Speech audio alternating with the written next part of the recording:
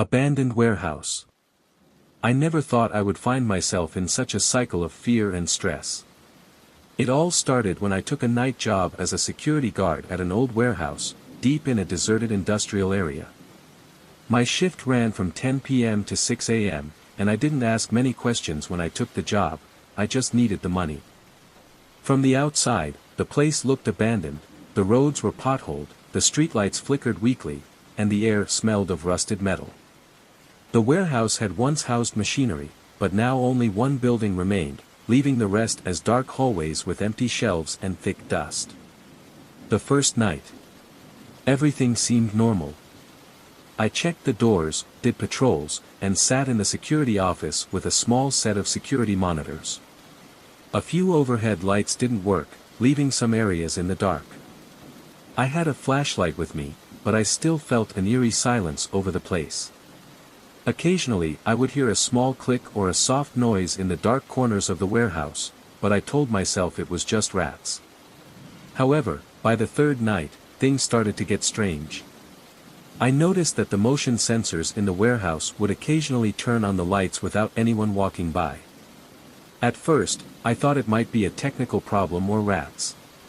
But when the lights in the loading area flickered 3 times in 15 minutes, I started to feel uneasy. I decided to check. Walking down the main hallway, I felt my footsteps echo eerily.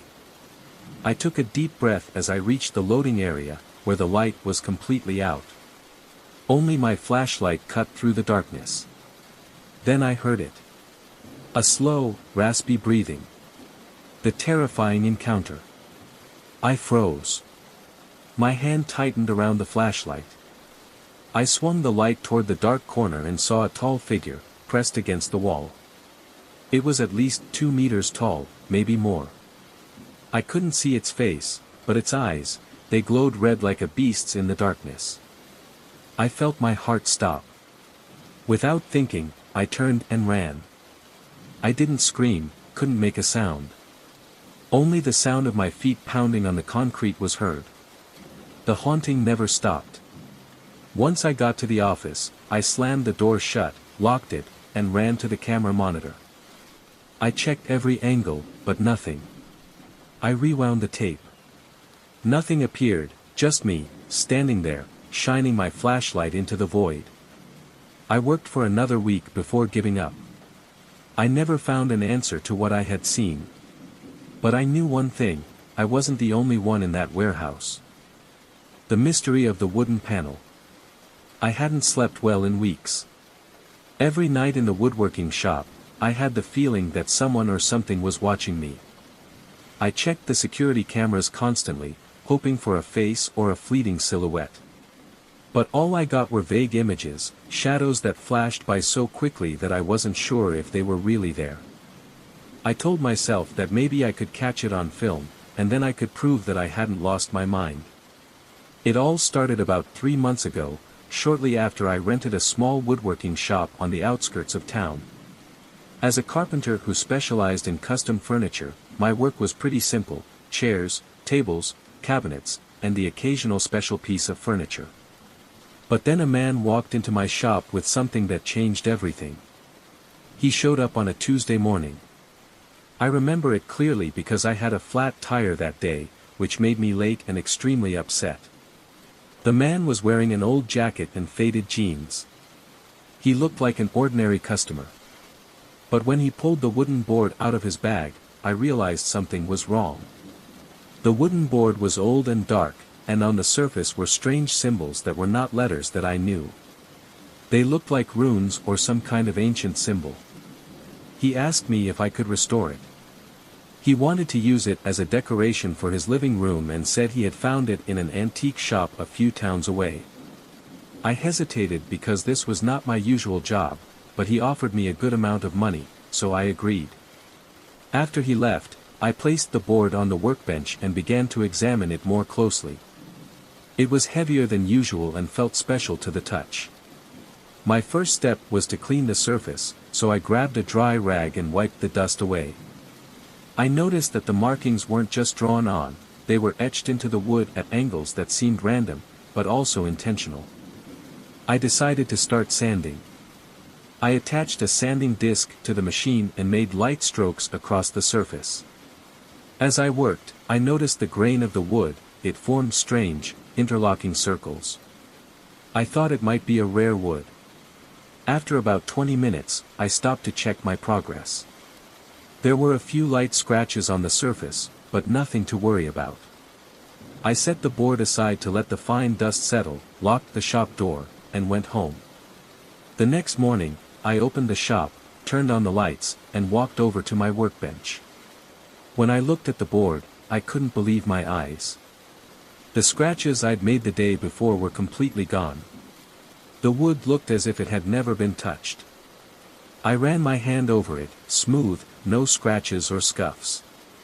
At first, I thought maybe I had mixed it up with another board, but no, it was the same board I had sanded the day before. From then on, strange things kept happening. At night, I heard strange sounds, a light knock on the door, the creaking of the wooden floor, something like breathing in the dark corner of the workshop. I checked the security camera but saw nothing in particular, just shadows moving very quickly. I started to feel that something was wrong. I locked the door more carefully, but the feeling of being watched did not go away. One night, I heard a clear knock on the door. When I opened it, no one was there. I closed the door and checked the security camera. In the recording, I saw a shadow standing right outside the door, but in a blink of an eye, it disappeared. At that moment, I was really scared. I thought about quitting my job, returning the board to the man, and forgetting about it all. But I needed the money. I tried to convince myself that I was just paranoid. The nights that followed, the fear grew. I checked my watch every few minutes, afraid to enter the dark corners of the workshop. When I went to the bathroom, I left the door half open so I could get out immediately if anything unusual happened. Every little sound startled me. I slept with the lights on and looked in the rearview mirror every time I drove home to make sure nothing was following me. Finally, I decided to try something. I turned the camera directly on the board and let it record all night. The next morning, I opened the footage. What I saw made my blood run cold. In the recording, around 3 a.m., the room was completely quiet. But suddenly, the board shook slightly, as if someone was touching it. Then, a blurry figure appeared right next to it. There was no face, just a dark mass with two hollow eye sockets.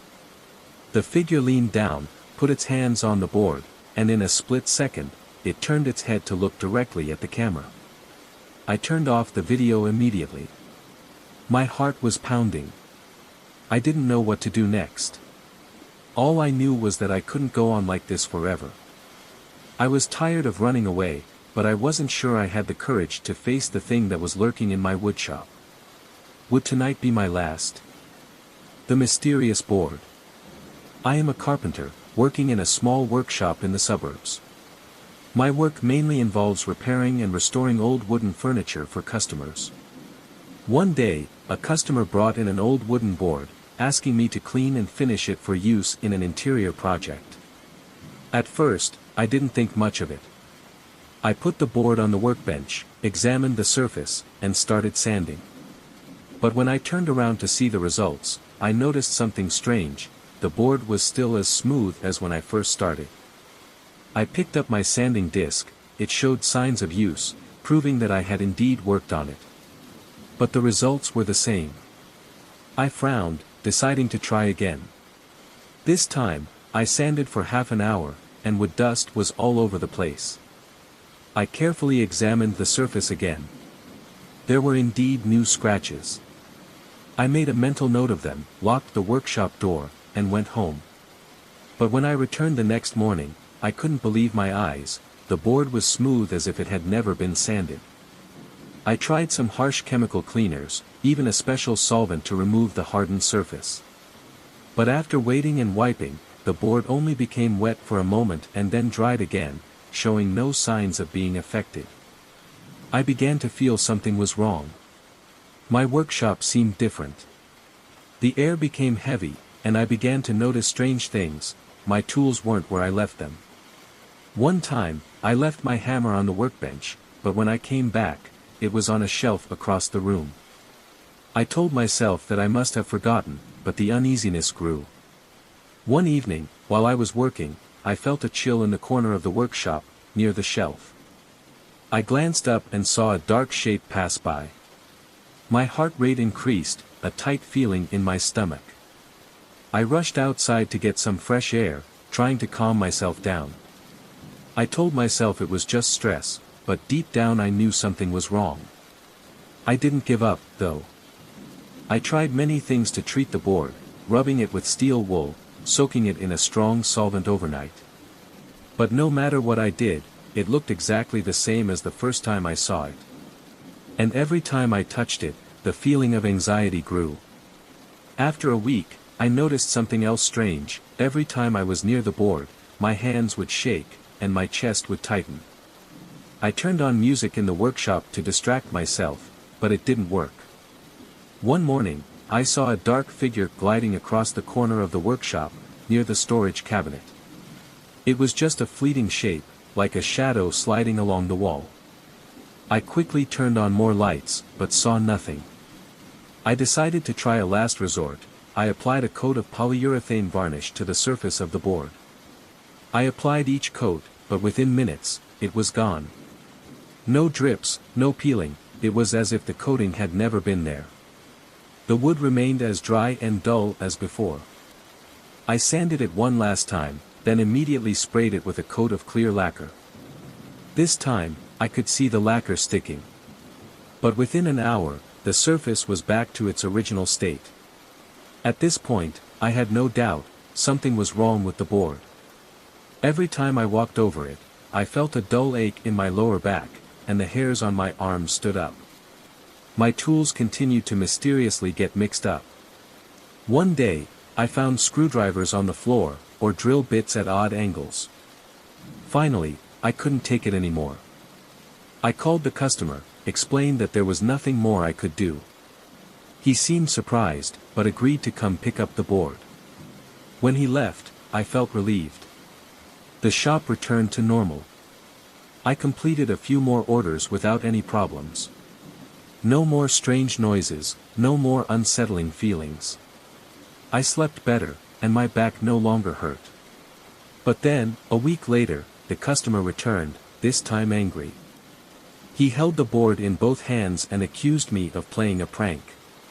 Whenever the board touches metal in my house, it makes a little hissing or buzzing noise like static electricity, he said, his eyes filled with suspicion. I was startled. I didn't do anything, I replied, but he didn't believe me. I asked him to demonstrate. He took a metal ruler from my workbench and held it close to the board. I bent down to listen. There was a little buzzing sound, like a slight static sound. Hearing it made me feel uncomfortable, like electricity was running through the wood, something that seemed impossible. We tried it a few more times. Every time the ruler or screwdriver touched the board, the sound would ring out. I shuddered, not knowing how to explain it. And that was when I decided, I would never touch that board again. Night shift at abandoned hospital. After a while, I needed a side job to make some extra money. An acquaintance introduced me to a security company that was looking for someone to work the night shift at an old hospital that was being renovated. The job sounded simple: patrol, check the area, make sure no one was breaking in. The hospital had been abandoned for years. It dated back to the 1940s, with peeling walls, long hallways full of cracks, and old signs. Some areas were lit, but most of it was dark, save for the dim glow of emergency lights. For the first week, everything was normal. I walked through the empty hallways, shining a light into each door to check. But by the second week, I heard about SE Ward, a place that previous employees had told me not to stay too long. I didn't believe the rumors, but I had to go through it anyway because of work. That night, around 3 a.m., I entered the corridor of Section C. Immediately, I noticed something was wrong.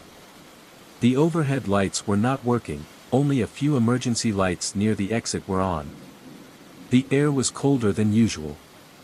A musty smell filled my nostrils, making me sick. I checked the rooms along the corridor. The day before, I had locked them all, but now, they were all open. That couldn't be happening. I was always sure I locked them. A chill ran down my spine. It felt like something unseen was watching. I shone my flashlight into each room, peering through the glass. Then I saw it, a shadow flashing across a mirror in an empty room. I stood still for a few seconds, my heart pounding. There was no one in the room. I shone my flashlight again, but saw only emptiness. I didn't wait any longer. I turned and walked quickly out of Section C, back to the guard post at the entrance. I didn't come back to check that night. The next morning, I quit my job. The fateful shift. The air in the old hospital corridor was heavier than ever. I, a night guard, held my flashlight tightly as I walked down the long hallway. A musty smell rose from the old plaster doors that I was sure had been locked the night before, but now, they were all wide open. It didn't make sense. I always made sure everything was locked. I swallowed, feeling my stomach churn. Cold sweat trickled down the back of my neck.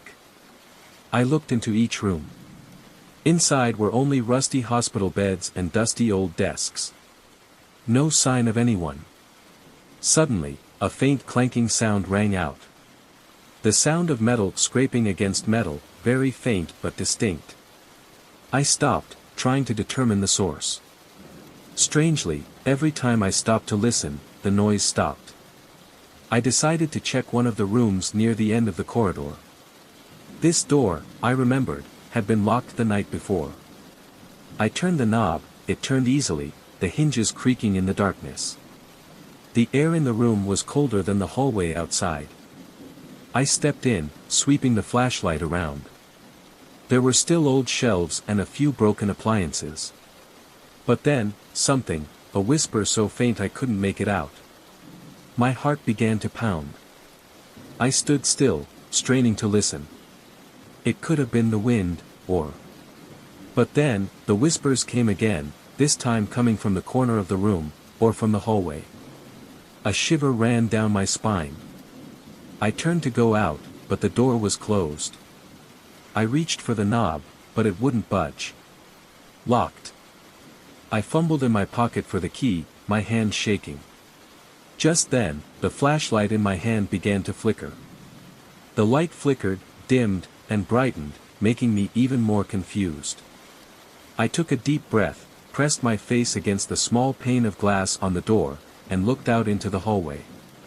The light was weak, but I saw a figure. A man in a long, darkly stained coat. He stood motionless at the end of the hallway. I could feel my heart pounding in my chest. My throat was dry. I stammered. "Hey. Do you need any help?" The man slowly turned his head toward me. But I couldn't see his face clearly. Only a vague black shadow. After a few seconds, he turned and walked out of sight, disappearing around the corner of the hallway. I frantically turned the key, trying to open the door. Finally, the door swung open as if it had never been locked. I rushed out, flashing my flashlight everywhere. But there was no one. No footprints. No sounds. Just suffocating silence. The next morning, I told a colleague about this. He just shrugged. Strange things happen here all the time. People see shadows, hear voices. Some even see shadows moving on the walls. I swallowed. Was it just a figment of my imagination? But no, the strange phenomena continued. Lights flickered for no reason. Trolleys rolled across the floor, but when I turned around, the hallways were completely empty. Sometimes, I even smelled the strong smell of disinfectant from areas that had been locked for years. One night, I decided to spend my entire shift focusing on Block C, the place with the most rumors. I went through each floor, checking every door.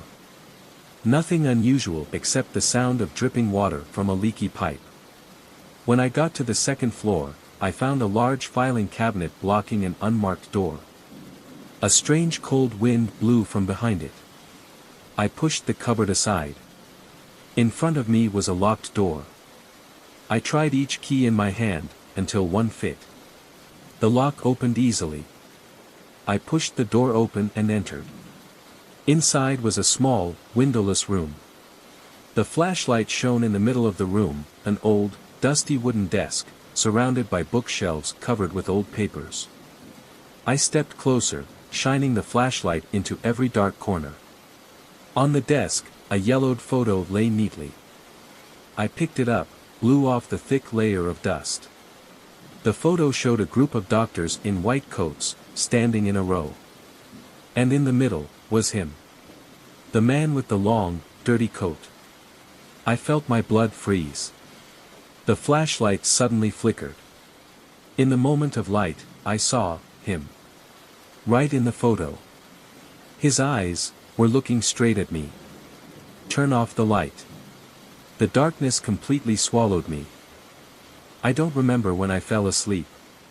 When I woke up, the pale morning light filtered through the curtains into the living room where I was lying on the couch. My neck was stiff and sore from sleeping in the wrong position. I sat up, trying to ease the pain, and realized that the apartment was still quiet. Everything was the same, or so I thought. I stood up and walked slowly to the bedroom door. It was still closed as I had left it. A bad feeling made me hesitate before turning the knob. When the door opened, the dim light from outside shone in, illuminating the table where the diary still lay, wide open, the pages covered in red ink. A sentence written clearly at the bottom of the page sent a chill down my spine. "What do you think a camera will do?" I froze in place, my knees feeling like they were going to give out. I shook my head, trying to convince myself that this was just some weird joke. I hurried to the table, checked the camera I had set up to monitor the room. The memory card was still intact. I quickly took it out, plugged it into my computer, and played the footage. At first, the video was normal. The room was quiet, the diary still closed on the table. The camera continued to record for hours, everything was still. But then, for just a second or two, the image became very grainy. When it cleared, the diary was open, with new lines of text on the page. No one was there. No hands were turning the pages. It had simply transformed in that grainy moment.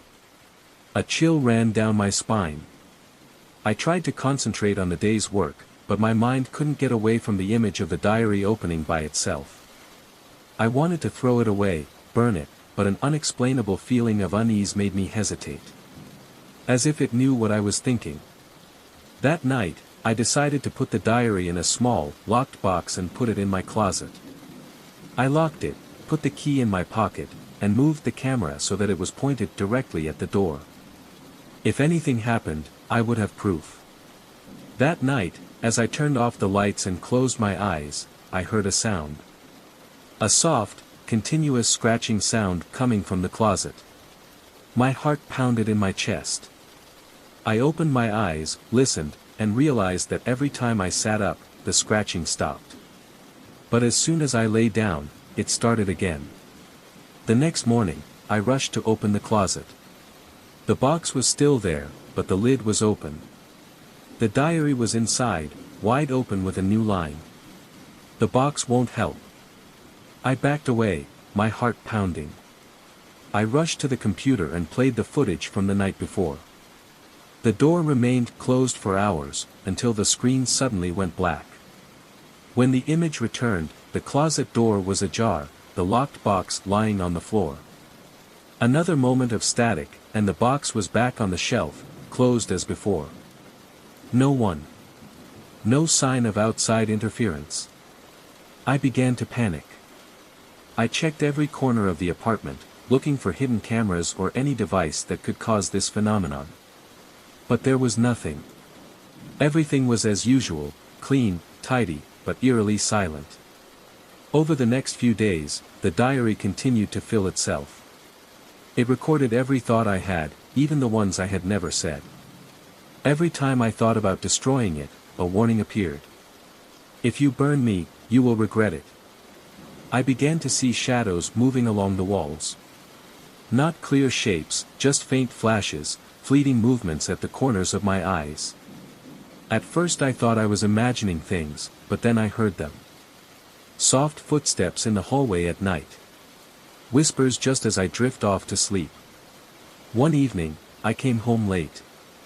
I was sure I had turned off the lights before I left, but when I opened the door, the living room was brightly lit. I stood there, my heart pounding, not daring to enter right away. Is anyone there? My voice was hoarse, echoing in the empty apartment. There was no response. I walked slowly in, feeling like I was treading on unfamiliar ground with each step. The hallway was cold, the bedroom door was closed. I swallowed, reaching for the door. On the bed, the diary lay. Open. The pages were covered with red writing, describing exactly what I had been thinking on the way home. The worries, the fleeting memories, they were all there. My hands shook as I closed the diary. But as soon as I let go, it opened again. I stepped back, my breath coming in short gasps. The pages trembled slightly, as if someone were turning them with an invisible hand. I didn't know what I was going to do next. But I knew one thing, this diary wasn't just any old notebook. It was looking at me. The hand in the dark. I haven't been able to sleep since that night. Every time I close my eyes, I hear scratching sounds echoing in my head. The feeling of being watched haunts me even when I'm at home, even when the door is locked. At first, I thought I was imagining it, that it was just a tired hallucination. But I know, deep down, that something is really happening. I work in an old office where people usually leave by 7 p.m. But work never finishes on time. A week after the first incident, I was forced to stay late to finish an urgent project for a client. That night, the building was eerily quiet. There was only the sound of typing and the light of computer screens reflecting on the glass windows. Then I heard it. At first it was a soft tapping sound coming from inside the wall near my desk. I stopped, looked around, trying to find the source of the sound. A shiver ran down my spine as a creaking sound came from the vent in the ceiling. Like someone was shifting old metal bars. I swallowed, trying to focus on my work. But then, I saw something, a shadow in the corner of my eye. I turned around, staring at the small vent. There was nothing. Just a dark void. But before I could turn away, a flash of light appeared in the darkness. As if something had blocked the light source inside the vent. A hand? A face?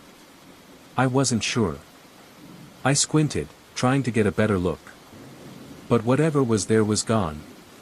My throat was dry. I quickly shut down my computer, gathered my things, and left the building immediately. As I passed the security desk, I tried to tell him about the strange sounds. But he just shrugged, saying that maintenance would check it out the next morning. Part of me wanted to tell the truth, about what I had seen. But how could I explain this without sounding crazy? Over the next few weeks, I tried to avoid working late. But there were still 2 nights when I had no choice. Each time, I heard familiar sounds, scratching, tapping, faint moans. One time, I even heard a hoarse cough from somewhere in the ceiling, near the fluorescent lights. That was when I knew for sure that something lived in the building. I began to avoid certain areas at night. I wouldn't go near the wall where I had first seen the hand. It always made me feel like I was being watched. One night, I brought a small flashlight from home, determined to investigate. I shined the light into every vent, every crack in the wall. I thought maybe I could chase it away, or at least see it again. And then I heard it. Bare feet running quickly inside the wall, away from me. It sounded like a person crawling on metal beams, but too fast, too light to be human. From then on, I couldn't sleep well. I started hearing those sounds even at home. Even though I knew they weren't really there, I still woke up at 2 or 3 in the morning, in a cold sweat. I picked up the phone, pressed my ear to the wall, waited, but nothing. My apartment was completely quiet. Only the sound of my heart pounding. During the day, everything was back to normal. The office was bright, people were busy with work. But at night, the building became empty and creepy. I kept checking around, glancing at the vents, corners of the room, afraid that the hand would appear again. Finally, I decided to talk to Alan, a colleague. I didn't tell him everything, just that I thought someone was living in the old maintenance shafts of the building. Alan just laughed, saying that he had heard rumors of people sneaking in from the abandoned basement. I couldn't ignore it any longer. I called the building management, reporting the strange sounds. A bored-looking female employee answered the phone. I tried to explain that I had heard noises, like someone or a large animal inside the walls. She simply replied, "We'll send someone to check the vents." But I knew, they wouldn't find anything. Because the thing knew how to hide.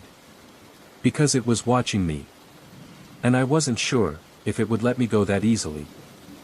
The last night of work. Min never liked working late, but tonight, he had no choice. The important report needed to be sent before midnight.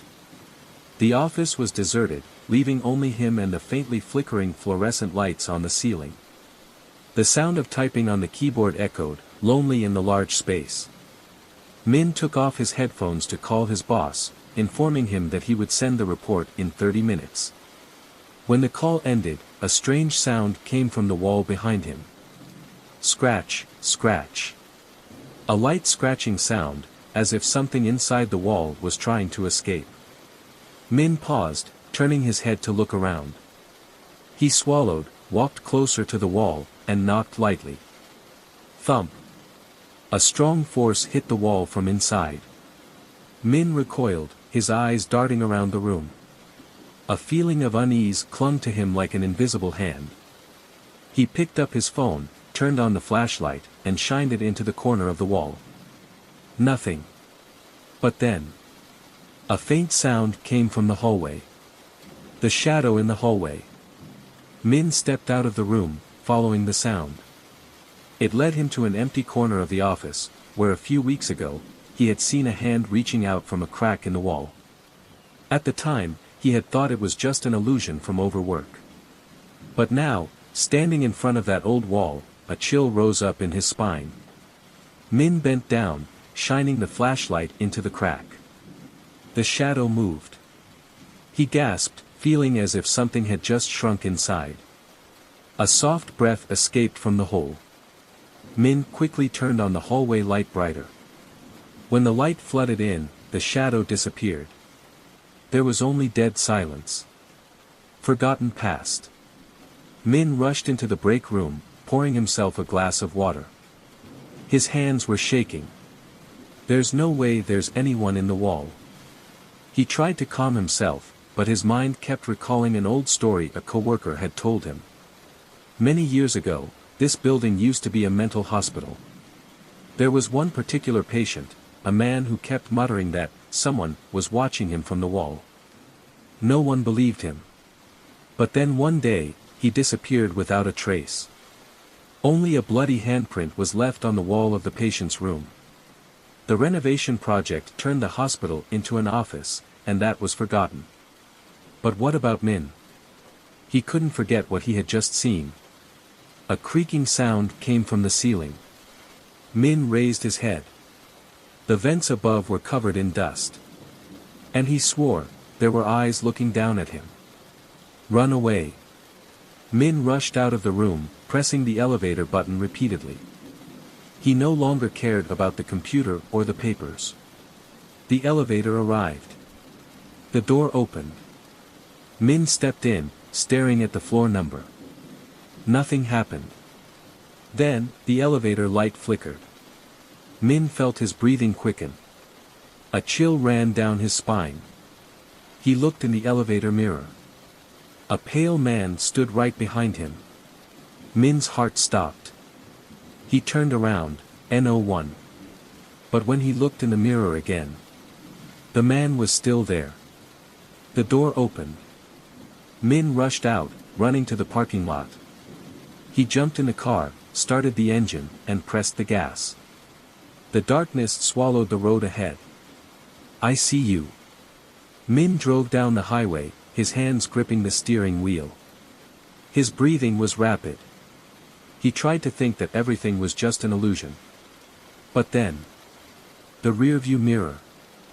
For a moment, Min saw a pale shadow in the back seat. He turned around, the seat was empty. But when he looked in the mirror again, it was still there. The phone vibrated. An unknown number was calling. Min swallowed, hesitantly picking up the phone.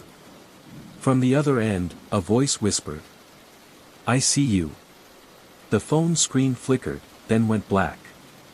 In that moment, Min realized. The man in the wall had never left. And never would. Hello everyone, I am the storyteller and I am here to help you today. I know you use this video to sleep, so before that, please like the video and subscribe to the channel. Where are you from and what time are you watching? Feel free and relax. I moved into this old building about 2 months ago. The rent is low and I like that it is in the center of town. I thought it would be convenient. I didn't pay much attention to the creaking floors or the dim lighting in the hallway. At first it seemed like a normal place that was a bit shabby, maybe just needed a little care, but from the first week, something was wrong. I tried to ignore it. I tried to tell myself it was just my anxiety, but every night around midnight or a little later I had the feeling like there was someone in the hallway. It didn't start right away. The first week I was busy unpacking, organizing, and starting a new job. I barely had time to notice anything strange, but by the second week I started hearing those footsteps.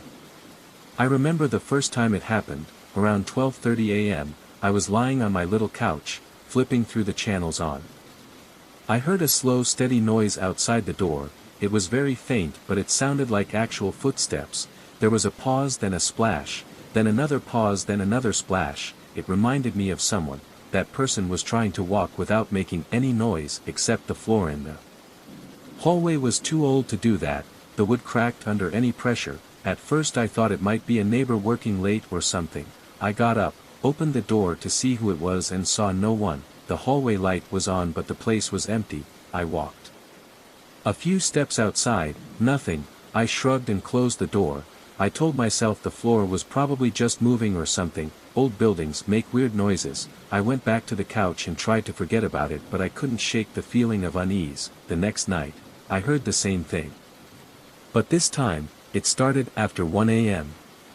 Same pattern, slow careful footsteps as if someone was moving down the hall. I went to the door, opened faster this time hoping to catch whoever it was. Again nothing, no one in the hall. I felt cold.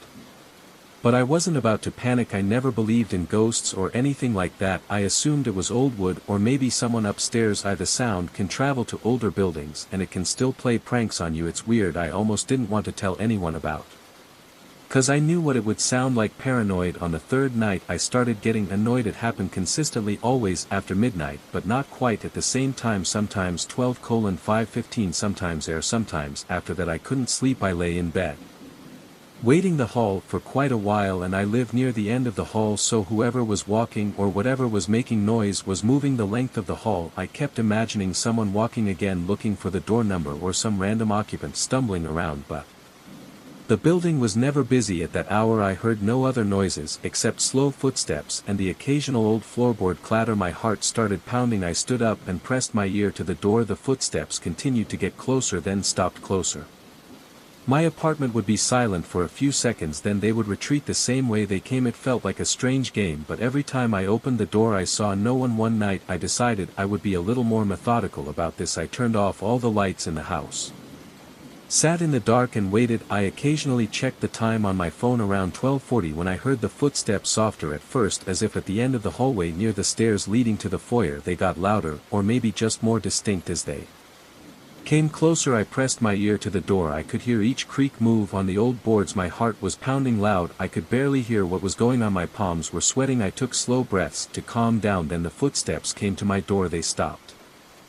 Felt this overwhelming tension in my chest like I was holding my breath even though I was trying not to. For a split second I didn't even blink. I expected a knock. Nothing came. I thought maybe I could see a shadow under the door, so I turned off the light in the small entryway behind me to see if there was any movement, but it was too dark in that hallway for me to see anything. The door has a tiny peephole though, so I moved my eye up to it. I looked out. The corridor light was on, but I didn't see anything. No figure, no shadow. It was just empty. Then after maybe 5 or 10 seconds I heard the steps again going back the way they came. It was the exact reverse, a slow steady sequence of soft creaks moving away from me back toward the staircase. I pressed my ear to the door again. I couldn't stop my hands from shaking. I listened until the steps faded out. It was like they disappeared into the far end of the hallway. I stood there feeling my heart pound. My throat was dry. I swallowed hard, opened the door a crack and peered out. Empty hallway, lights buzzing faintly, no people, no movement. I stepped out for a second listening. Nothing. The only thing I could hear was a faint hum from the elevator at the other end. After a minute I gave up. I went back in, locked the door and tried to sleep. I couldn't relax. Every little sound made me sit up. It was well past 2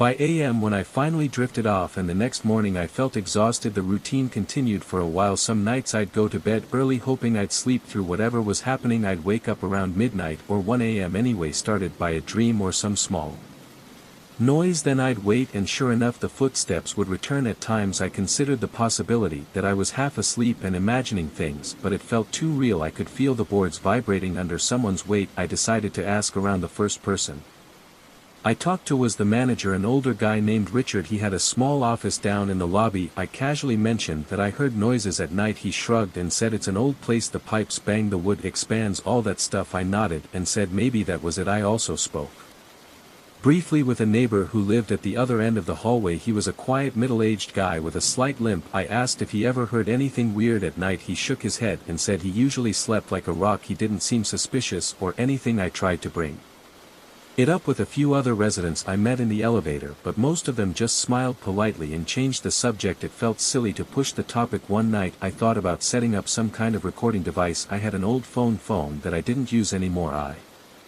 thought maybe I could leave it in the hallway on record and see what I caught, but I didn't want someone stepping on it or stealing it. I also worried I'd come off as some paranoid person if I got caught messing around in the corridor that late. I ended up not doing it, which regret. Maybe I could have gotten proof of something instead. I kept relying on my own observations. The noises started to get more frequent. Where it used to be a few times a week, it now happened almost every night. Sometimes I even heard them around 2 or 3 now in the morning. It was always the same pattern, slow steps from the far end, a pause by my door, then a return trip. I never heard any doors opening or closing. It was weird. I wondered if it could be some neighbor who got locked out or a person with insomnia pacing the hallway, but it never made sense that they'd stop right by my door, and I couldn't figure out why I never caught them in the ACT. I started to feel uneasy in my own home. I'd lay in bed staring at the ceiling, waiting. My body would tense up at the slightest sound. During the day I felt silly, but at night it was a different story. My pulse would race and I'd sweat a lot. My apartment wasn't hot, but my body acted like I was in a sauna. Some nights I just watched TV until 2 a.m. with the low volume, waiting for the footsteps. They always came. One particular night was the worst. It was late, around 1:30 a.m. and I was leaning against the door again, trying to catch anything unusual. My ear was pressed against the wood. I heard the steps start up at the far end. They got louder and I felt my heart pounding. There was a faint squeak, then another. Each one matched the shift in weight. It sounded like a person wearing shoes with a hard sole taking gentle, deliberate steps. It wasn't random. They reached my door. I held my breath for a split second. I thought I heard breathing on the other side, but I couldn't be sure. My body locked up. My fingers tingled. Then there was silence. After a moment the footsteps started moving back. When they were gone I realized I was shaking. I looked through the peephole. No one. That was the night. I decided to sit down on the floor right by the door. I just sat there leaning against the wood, trying to calm down. I couldn't believe this was happening. My mind ran through a list of explanations. Maybe it was some neighbor who had a habit of sleepwalking, or maybe the wooden floors in the building were moving due to the heating ducts at odd hours. I tried to make sense of it, but it just happened, and always same route, always same time frame, always stopped in front of my door. The manager kept telling me the same thing every time I mentioned old floors, old pipes. He seemed bored with me. I thought he saw I was upset. I didn't feel like he was hiding anything, just that He thought it wasn't a problem. My limping neighbor just said that didn't hear anything and changed the subject a few times. I thought I saw someone lingering on the stairs when I left for work in the morning, but it turned out to be another tenant waiting for my car. Never caught anyone suspecting. It was frustrating. As the weeks went by I became so restless that everything noises all the time. I get nervous. If the fridge clicks I freeze. If a car honks outside I shiver. My body feels like it's on constant alert. I'm getting dark.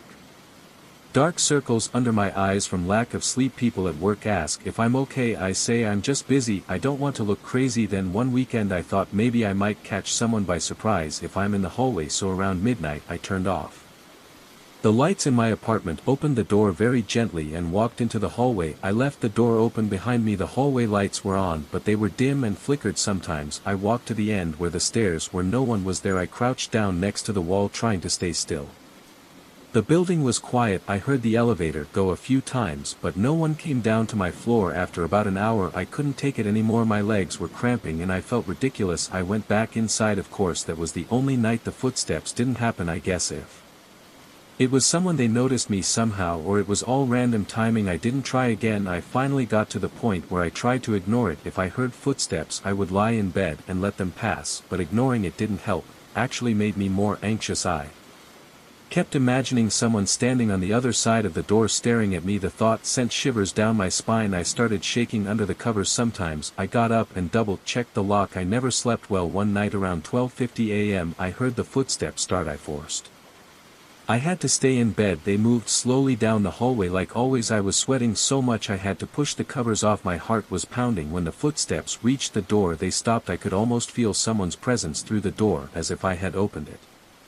They would be right there. I listened almost breathless. My mouth went dry for a few seconds. Then the footsteps moved further away from me. Heard them fade. The hallway became quiet. I didn't get up to check. I just lay there until morning, dozed off in a restless dream, and it just kept going.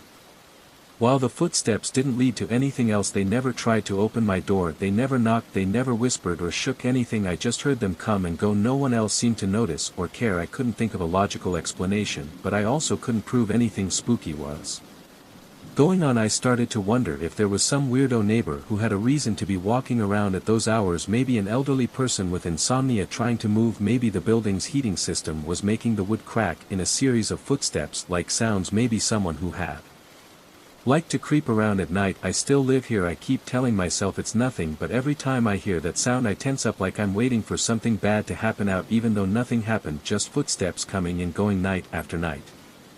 Stopped in front of my door. It's been weeks since the last time, but I'm not relieved. I feel like it's only a matter of time before it starts again. I never found any clues in the hallway. I checked for scratches or footprints on the old tiles. Nothing unusual. I knocked on a few neighbors' doors before just to ask if they ever heard anything. No one admitted. I tried to tell myself maybe I'm the only one bothered by these sounds since my apartment is near the end of the hallway. Maybe the acoustics there are weird. All I know is it's real enough to make my heart beat fast when I hear it. I have no solid explanation. It could be a neighbor, it could be the floor, it could be a combination of things too.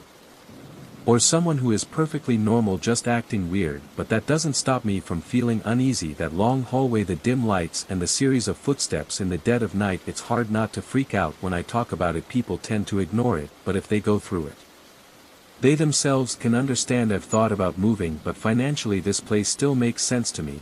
The rent is cheap and close to work, plus I keep thinking if I leave I'll always wonder what the hell is actually going on in that hallway right now.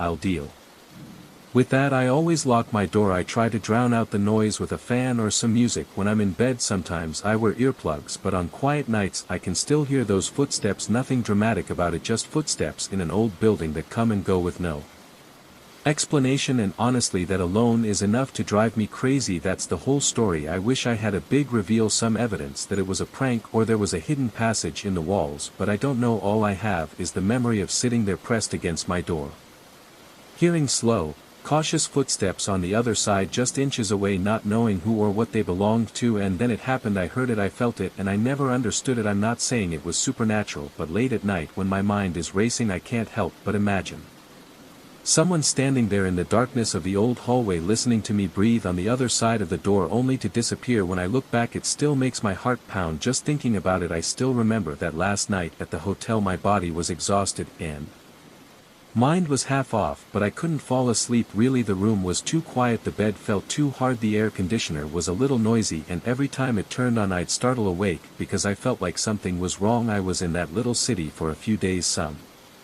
work was in order and the place was nothing fancy, just a decent hotel on a busy street, people coming and going at all hours, but it was quieter than I was used to. Around midnight I decided to force myself to sleep. I put my phone on vibrate, plugged it into the nightstand, and rolled over, hoping to get enough rest before checking out in the morning. I had no idea what the night would be like. I fell asleep at some point but didn't relax. I kept looking at the clock on the nightstand. 1 a.m. then 2 a.m. Every little noise got louder in that strange room. I heard the elevator ding in the hallway or someone's hoarse cough in the other room, and my brain refused to relax. Around 3 a.m. in the morning I was in that weird half-asleep state where you are aware of the darkness but not fully aware of your thoughts. That's when my cell phone started to vibrate. It wasn't just a vibration, it was the whole vibration of an incoming call. I forced myself to open my eyes and reach across the screen. The whole room lit up. It felt blinding. The number wasn't in my contacts. Part of me thought it might be a family member or a friend calling urgently, because who else was calling at 3 o'clock in the morning? My pulse was racing, but something was wrong, so I ignored it. I didn't answer. I waited for it to stop. Finally the buzzing stopped. I put the phone face down. Nightstand, closes eyes and tries to slow my breathing. My heart is pounding, probably out of surprise more than anything else. I tell myself it's an unknown number, maybe it's a drunk or someone in a different time zone. I adjust the blanket around me hoping it won't ring again, but it doesn't. Immediately, about 2 minutes later, the phone rings again with the same unknown number. I want to ignore it, but it feels like the call won't go away if I pretend not to hear it. Adrenaline is creeping into my system. I sit up and press the answer button first.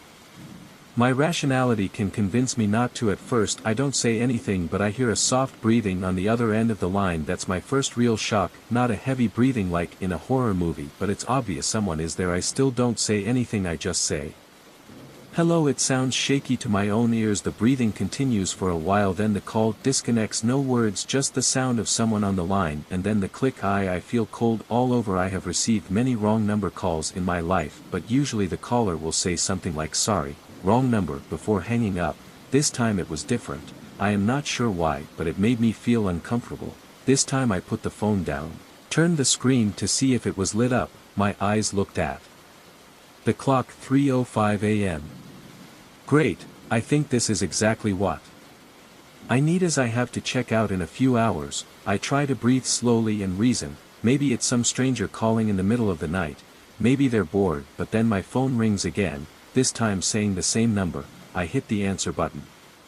Immediately I say, "Who is this?" I can hear something in the background, maybe a slight buzzing of the TV or static, then a voice whispers my name clear as day and hangs up. I feel my skin crawl when I hear my name in that whisper, feeling violated as a private violation. This person knows exactly who I am. My heartbeat is pounding in my ears. I turn the phone off without a second thought. I don't want to risk it. If they have my number, they could text or call me at any time, but I don't know how they got it in the first place. I sit there for a few minutes in the dark, listening to my own breathing. My palms were sweaty and my stomach felt tense. My mind was racing with questions. Who would do something like this? Why would they do it? And how did they know my name? I stood up, went to the small bathroom and splashed water on my face.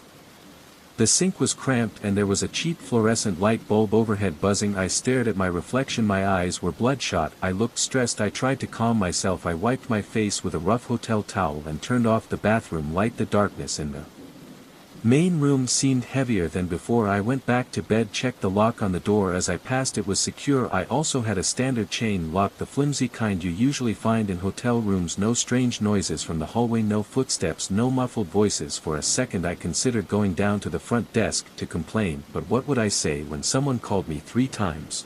They whispered my name and I was afraid the front desk would probably shrug and say there was nothing they could do about cold calls. Suddenly, to my mobile phone, I sat on the edge of the bed, running my fingers through my hair, trying to figure out if I was overreacting. That's when the phone in the room started ringing. My heart almost jumped out of my chest. The loud ringing broke the silence like a loud alarm. I felt an immediate sense of dread. I hoped it was just the reception calling about some standard issue like holding a credit card or reminding me of a checkout time. That would be a normal explanation, but by 3 a.m. it seemed more likely. I told myself it had to be the reception. I picked it up. The receiver and cleared my throat to say hello. My voice was shaky, there was a pause long enough to make me uncomfortable, then a man's voice came through softly but clearly.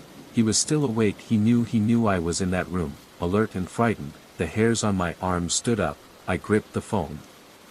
The receiver. I didn't say a word. I slammed the phone down, heart pounding, body hot, and I can barely think who is who. They not only have my mobile number but also the extension of the room, and they know my name. No accident, no coincidence. I jump out of bed and double check that the door is still locked. I look through the peephole. The hallway is dark, lit by the usual dim hotel lights. I see no one, everything is still silent. I put my ear to the door for a while but hear nothing but the distant hum of the elevator.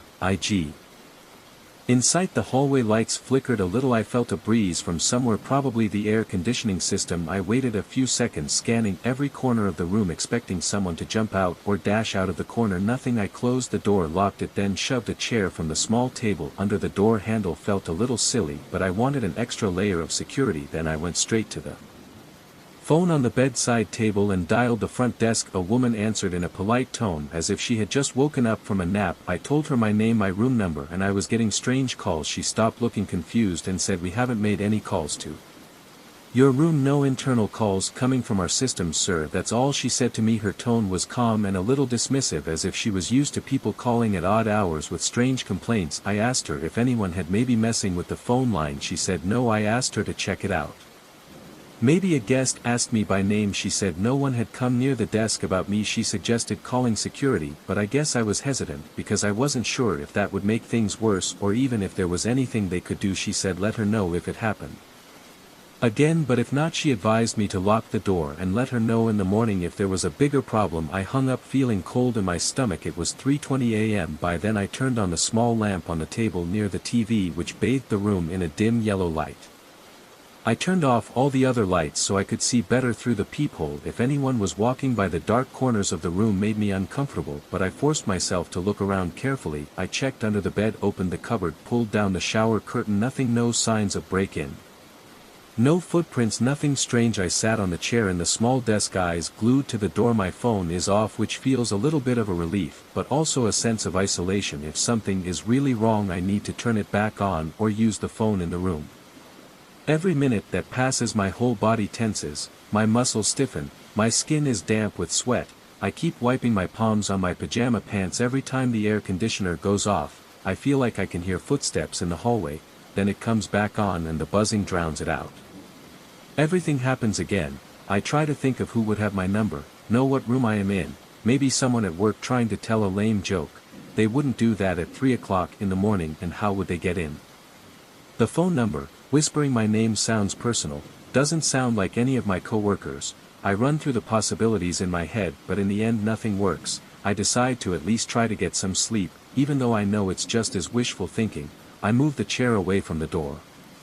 Check the lock again, bow, and back to bed. I leave the light on. I lie on the covers, thinking that if I need to run to the door I won't get caught. And the heartbeat finally starts to slow down a bit. I keep glancing at the silent phone, half expecting it to ring again. If it rings, I have no other plan than to answer and tell that bastard to leave me alone, but the phone doesn't ring again. A few hours pass. In a semi-conscious state, my body feels exhausted, but my mind can't stop. The image of the phone glowing in the dark keeps playing over and over. In my thoughts, the whisper, "You're still awake," won't leave me. I feel so tense that even the slightest creak sound makes me jump. I recall the strange pattern of the air conditioner turning on and off about 3 more times before I notice the first signs of dawn shining through the thick curtains. At 6 a.m. I've had enough. I turn on the light on high, take clothes out of suitcase and get dressed. My hands are shaking. I stuff things into bag, not bothering to fold them. I was determined to leave the place as soon as possible. I didn't care about missing out on free breakfast or staying until checkout. I just wanted to go. I remember I could barely concentrate on simple tasks like zipping up my bag. I kept looking around, expecting another call. I finally walked out into the hallway. The lights were brighter than at night. A cleaning cart was parked near one of the rooms. At the end of the room, a maid in uniform was slowly moving from door to door. She barely glanced at me. I got into the elevator, pressed the button for the lobby, and just stared at the closed door. The door opened again at the front desk. I told the woman from the night before that I wanted to check out. I wasn't mad at her, I just wanted to leave. She typed a few keys on the computer. She asked everything She nodded slowly but didn't ask for more details. She said she was sorry I had a bad experience. She gave me the receipt and that was it. No one else seemed to care much. Walked out of those sliding glass doors and felt the morning air hit my face. It was a relief. I threw my bag in my car, got in and locked the door. I just sat there for a few seconds breathing. My mind was filled with everything that had happened during the night. My phone was still off. I turned it on half expecting to see a bunch of texts or missed calls from that unknown number, but there was nothing. Like it had never happened. All the way home I kept replaying the whispers and the ringing of the phone. It still hurts me even now, especially the moment when I heard my name. This wasn't a ghost story. I knew there wasn't. Darkness was drifting through the room. No unexplained movement. No supernatural nonsense, just someone had taken my name, my cell phone number and the extension in that hotel room is what makes it so upsetting. Someone deliberately invading my privacy in a place where I am supposed to feel safe at night. I never found out who it was.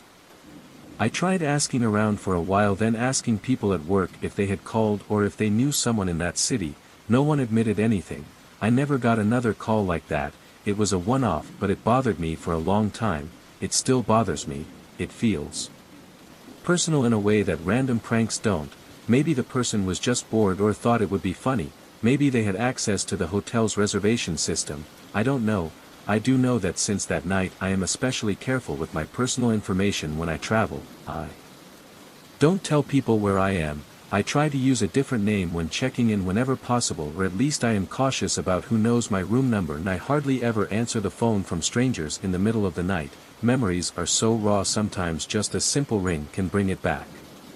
The feeling of that dark hotel room at 3 o'clock in the morning and the voice on the other end whispering my name in the big picture of everything. Nothing big happened. I wasn't harmed. I left on my own to check out and go home, but that night reminded me that really fear doesn't always come from dramatic events. Sometimes just a phone call at the wrong time with the wrong words and the realization that someone out there knows exactly where you are when you think you're alone is enough to shock you, even if no one dies.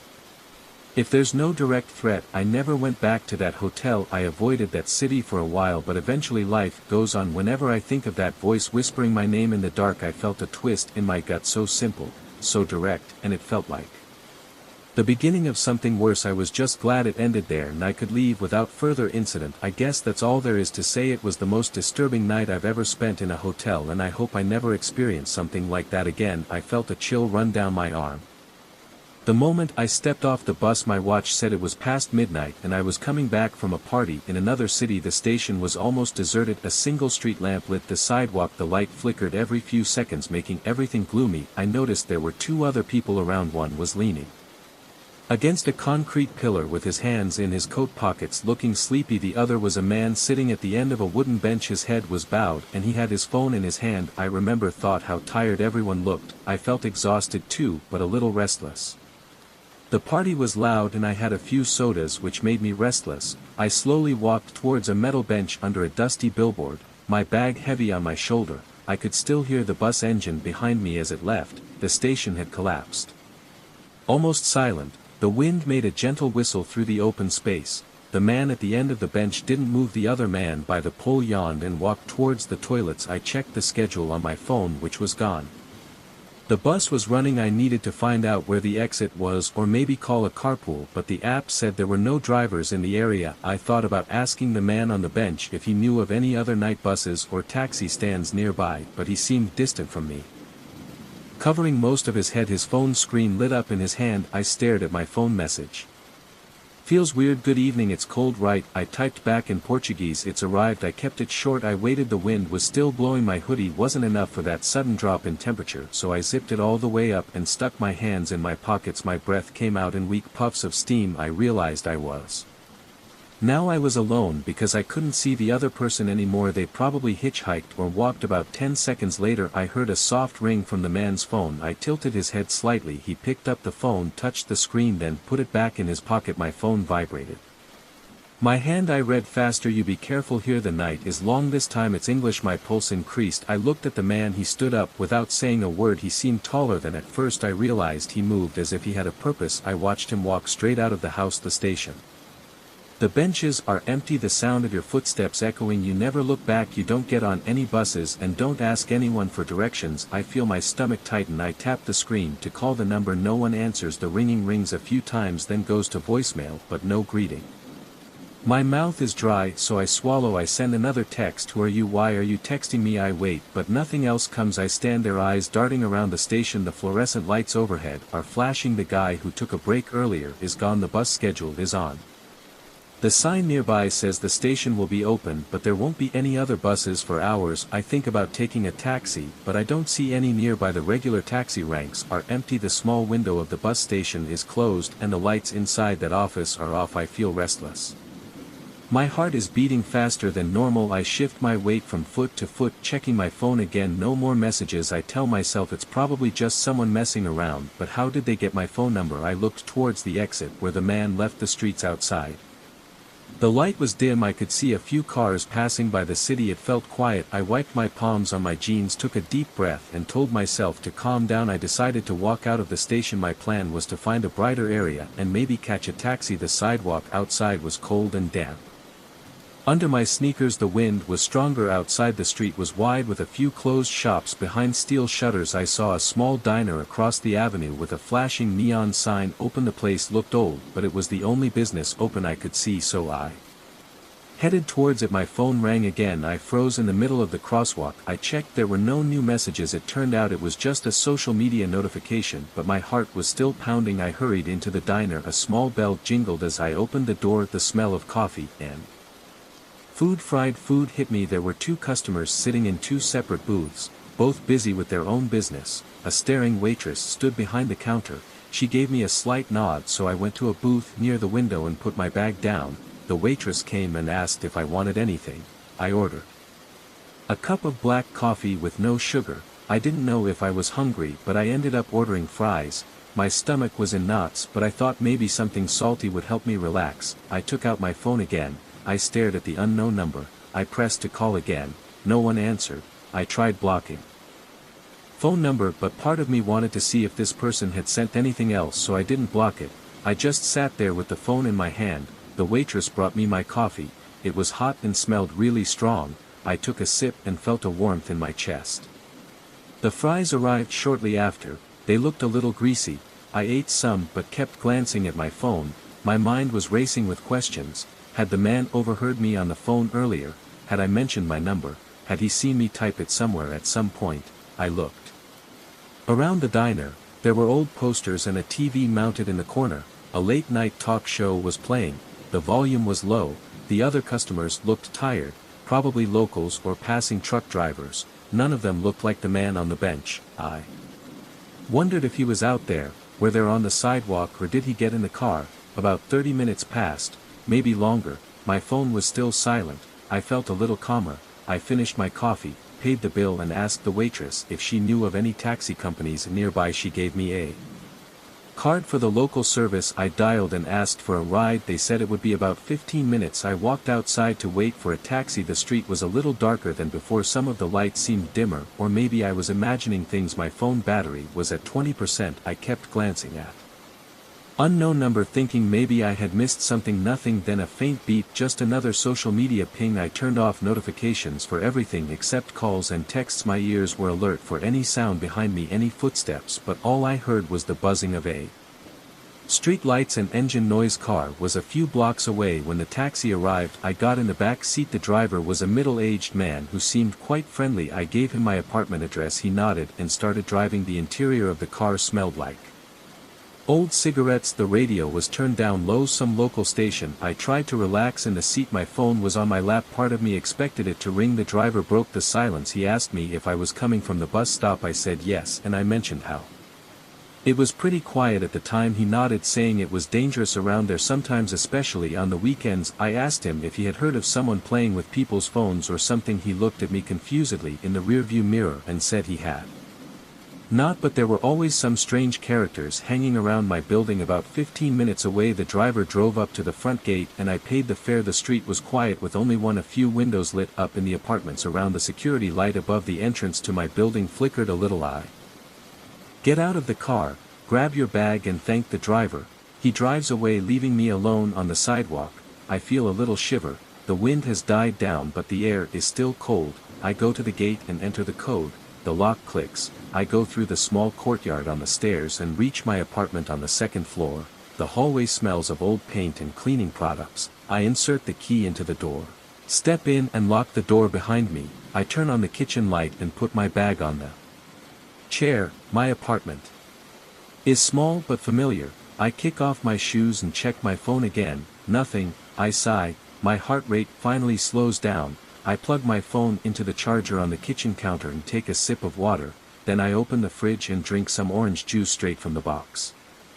I feel tired, but I am completely awake. At the same time, I look at my phone on the kitchen counter. The screen lights up with the charging symbol. I swipe my finger over the unknown number, wondering if I should delete it or not. I decide to keep it there, evidence if needed.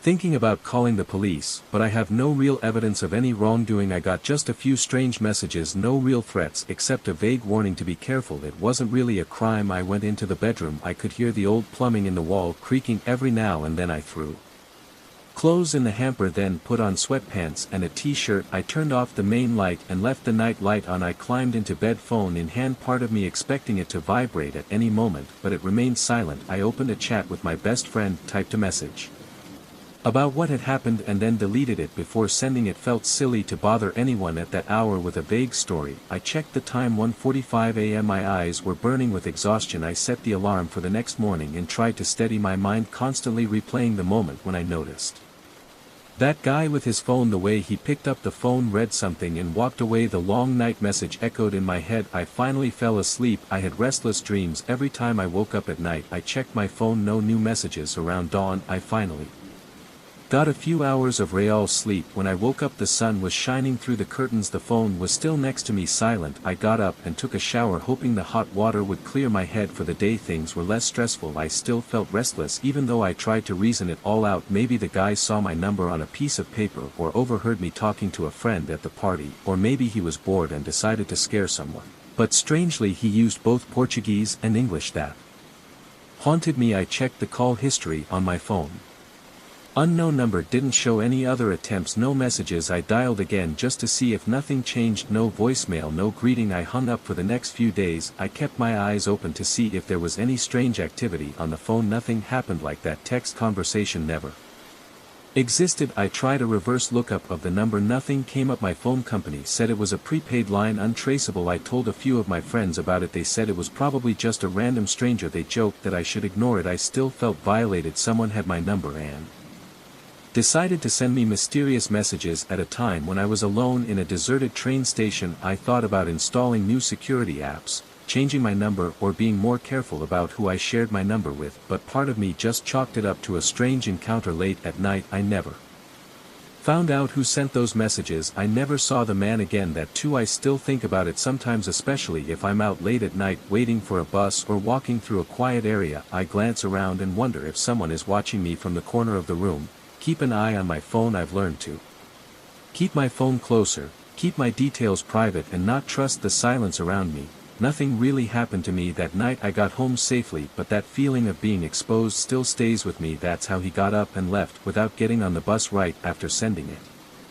That text was his way of warning me to be careful. The night was longer than usual. Even though it ended like any other night, it ultimately taught me something about how easy it is for someone to get personal information. It can be as simple as looking over your shoulder or seeing your number on the screen. It was unsettling, but life went on. I still went to parties, I still took the bus, I still checked my phone at stations. I just did it with a little more caution. I made sure no one was looking over my shoulder, and I didn't show my phone in crowded places. I don't think about it much anymore, but I remember how my pulse raced when I read those messages. I remember the cold sweat under my hoodie. I remember my throat going dry as I sat there realizing a stranger had access to my phone number. It didn't seem dramatic, but in that moment, my senses were on high alert. It was enough to leave an impression on me. So it was a story not supernatural, not full of dramatic events, but felt real and scary enough at the time, and to this day I still wonder how he got my number. I never figured it out.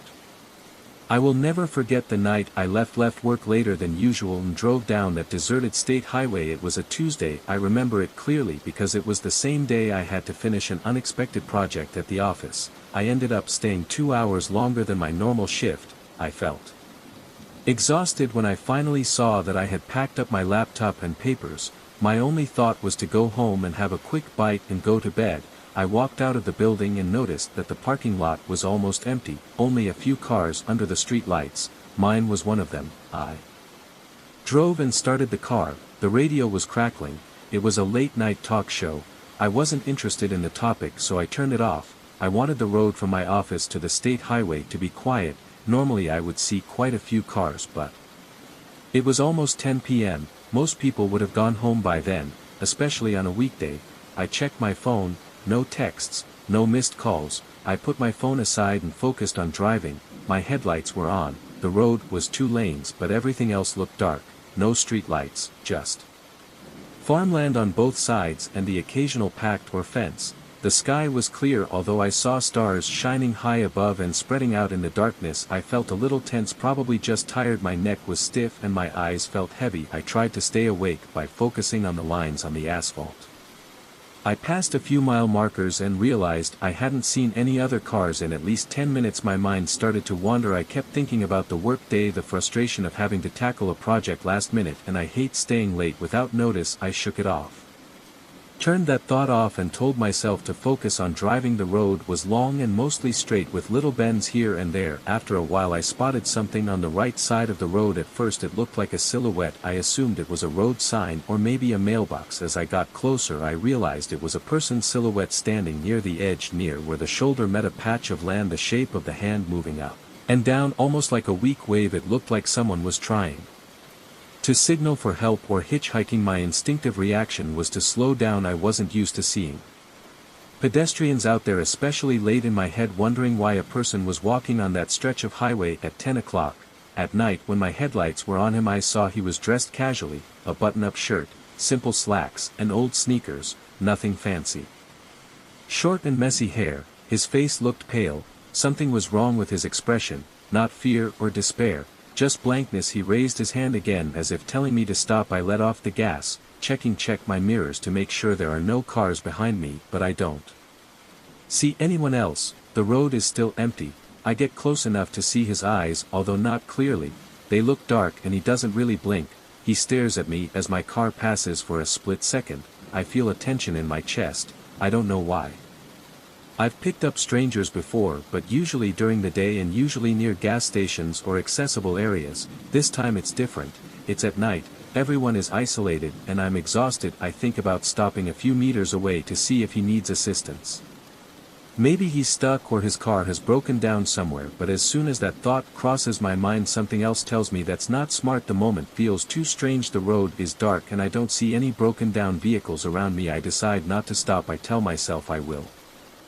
Woke up with a start thinking about the face I saw the next morning at work. I felt dizzy. My coworker Sam noticed he lived near that state road, although he took a different route. We had a brief chat in the break room while I sipped my coffee. I told him I had seen a strange guy on the side of the highway. I described the man's clothing and the blank stare. Sam raised an eyebrow and said he had heard rumors from other locals. It was said that a mysterious man sometimes appeared along that stretch of road. Drivers slowed down thinking about stopping, and then, in a flash, he was on his way. No one knew his story was Sam said. The stories had been around for a long time, but there was no official explanation. I shivered when Sam told me. My stomach felt empty. I realized I wasn't the only one who had seen this. I asked Sam if he thought it was a joke or a local prank with the traveler. No, he just shrugged and said no one ever had a clear answer. Some people thought it was a normal guy who liked to wander around at night and hide when cars passed. Others thought it was something else. I wasn't sure what to believe. I just knew it scared me. I didn't want to drive back there alone so late again, but I had to because my job required me to stay late sometimes. That same day I tried to brush it off and get on with my work. Part of me wanted to prove I wasn't freaking out, but every time I thought about driving home after dark I felt my stomach tighten. My hands became clammy and I tensed my jaw. I told myself it was probably just a normal guy hiding in the trees. There were homeless people in the area, or maybe tramps passing by. Not impossible, but there was something about his face, that blank look, that bothered me. I couldn't forget the weekend. Then I work late again. I prepare myself for the drive home, telling myself to relax. I eat a snack before leaving the office, hoping I won't feel too tired. I leave the parking lot around 10. It is night time.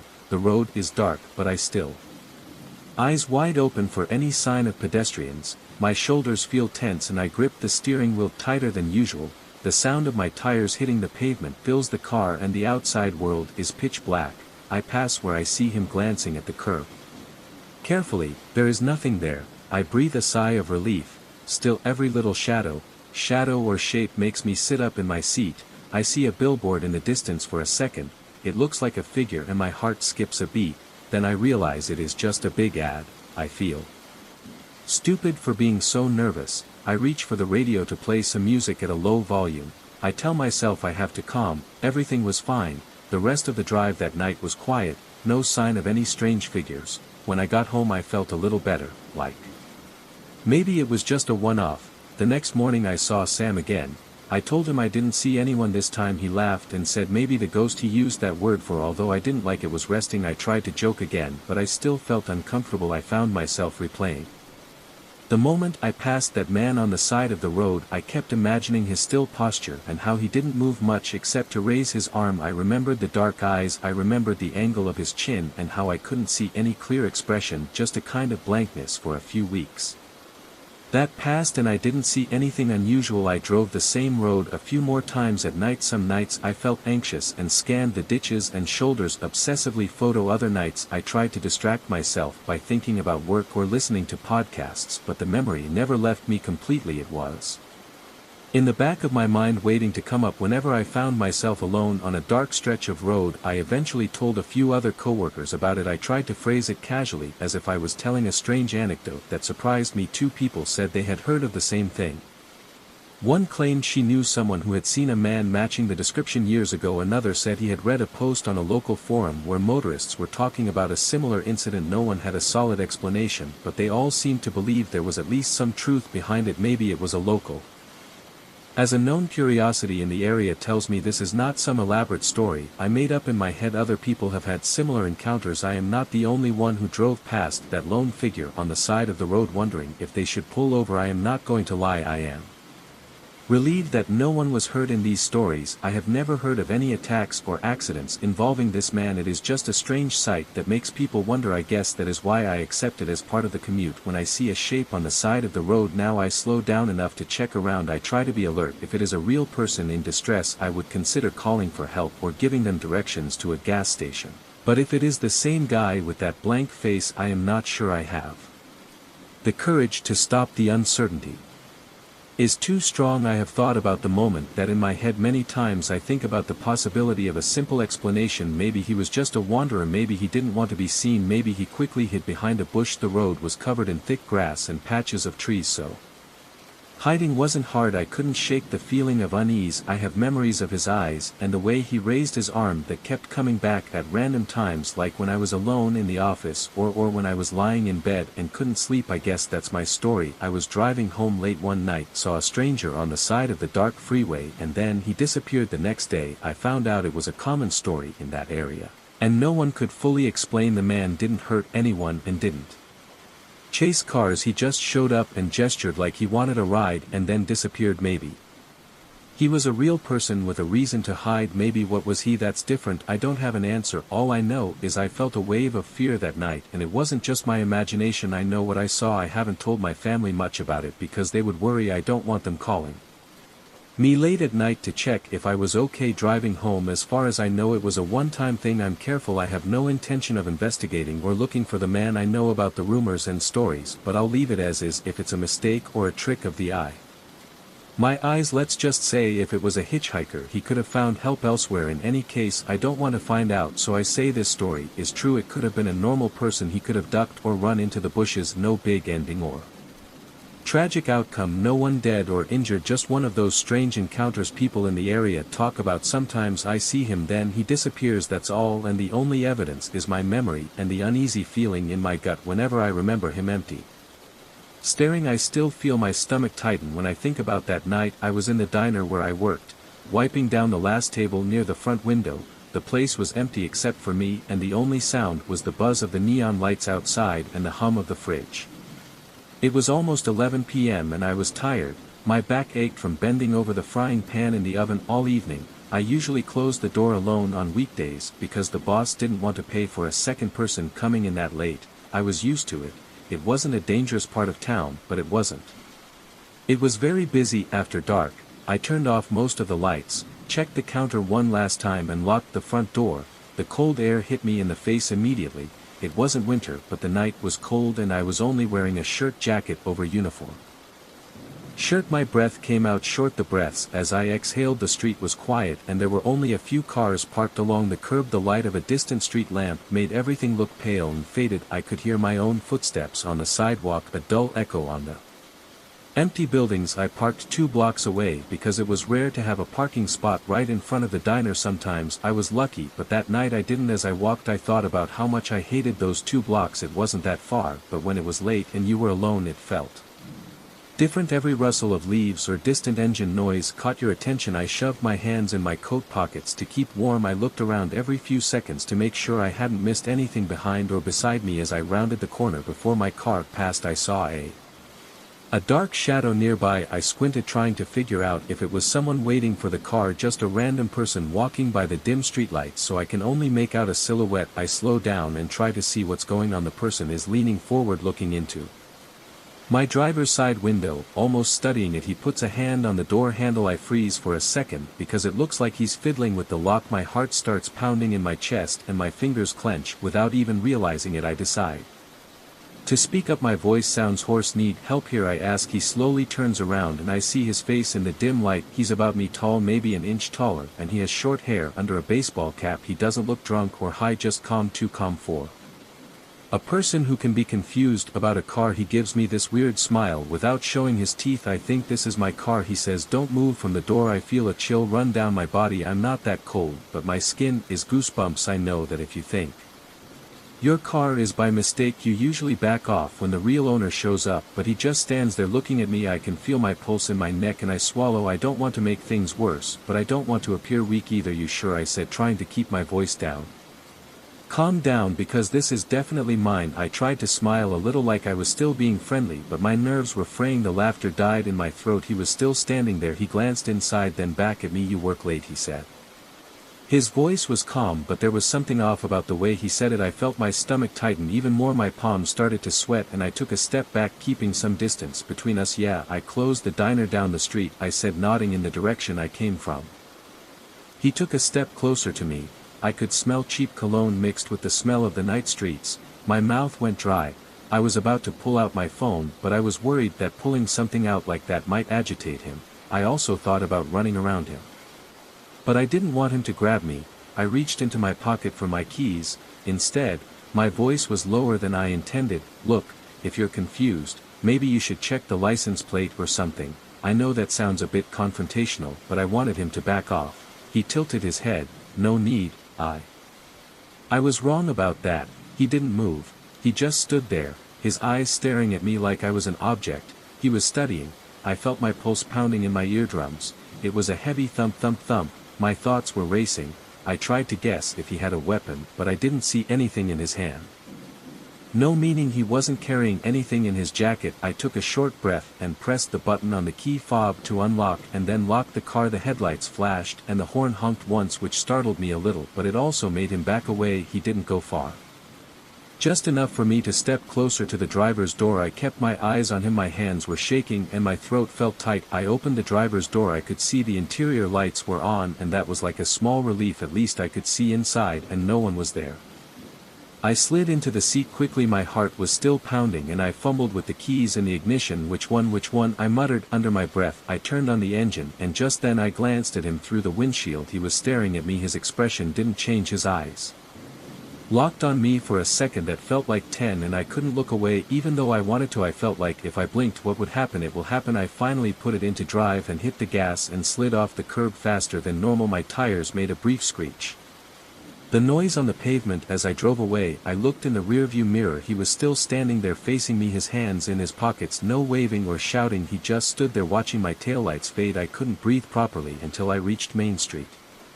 My chest felt tight and I gripped the steering wheel so hard my knuckles were white. I tried to inhale and exhale a few times. My breath was shaky and my mouth was still dry. I kept checking all the rearview mirrors for fear that I might see him following me in another car, but the road behind me was empty. I felt a little relieved, but I couldn't shake the tension. I noticed sweat on my forehead and the top of my shirt was damp around the collar. The city streets passed by in a blur of traffic lights and closed stores. I turned on the radio just To fill the silence, but I can't concentrate on the music, my mind is playing back the moment he said you work late over and over again. When I get home I park in the designated spot outside my building, my fingers fumble with my house keys and I almost drop them twice. I hold looking around, half expecting the guy to show up out of the darkness. The entrance to the building is well lit, so I feel a little safer, but I still rush inside as fast as I can. After I lock my apartment I lean back against the door and close my eyes. My heart is still pounding in my chest. I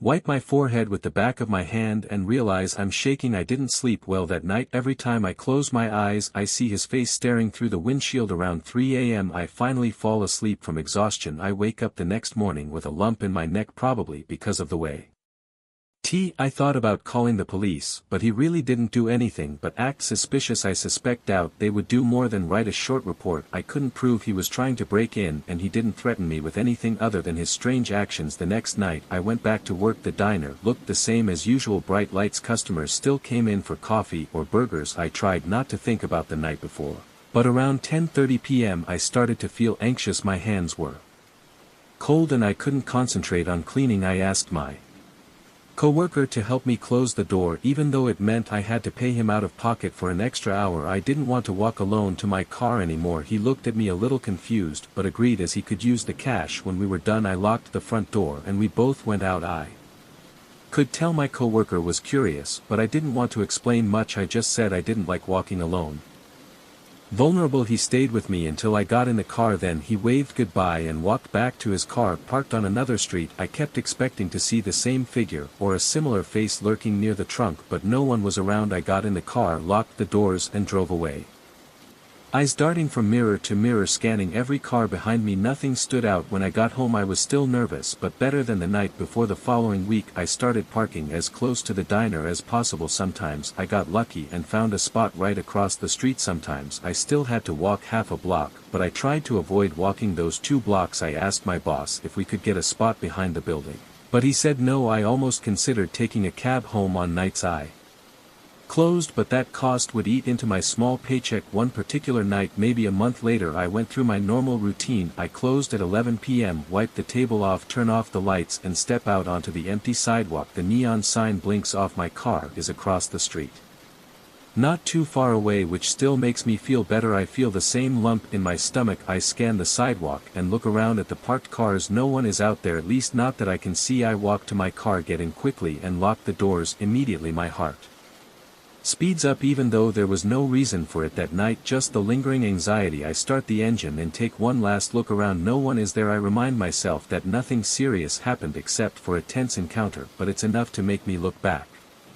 Sometimes I wonder if he's planning on stealing my car, or if he's just checking random cars for an easy target. Could he be the one who wants to rob me directly? I don't know, but that weird smile and the way he said you work late still sits in my gut. Feeling feels like a warning or a hint that he knows my routine. The thought of someone watching my routine at night scares me. I told a few friends about it and they all said the same thing. Change your routine, be aware of your surroundings, maybe carry some pepper spray. I always keep one in my pocket now just in case. I also make sure to change my closing routine when I can, although I can only do certain things. The diner's schedule is the diner's schedule. I can't change the closing time and I can't make a parking spot right at the door. I haven't at least not seen that guy again. I don't realize part of me expects him to show up again one night, standing next to the same spot waiting to see if I show up. The thought makes my stomach drop. I try not to think too much about it because I still have to live my life, but I can't deny that my sense of security has been affected. That night I used to walk to my car without much thought. Now I hold the keys in my hand, checking every shadow before unlocking the door. That's the whole story. No big violence, no big explosion, just a tense moment on a dark street, but it was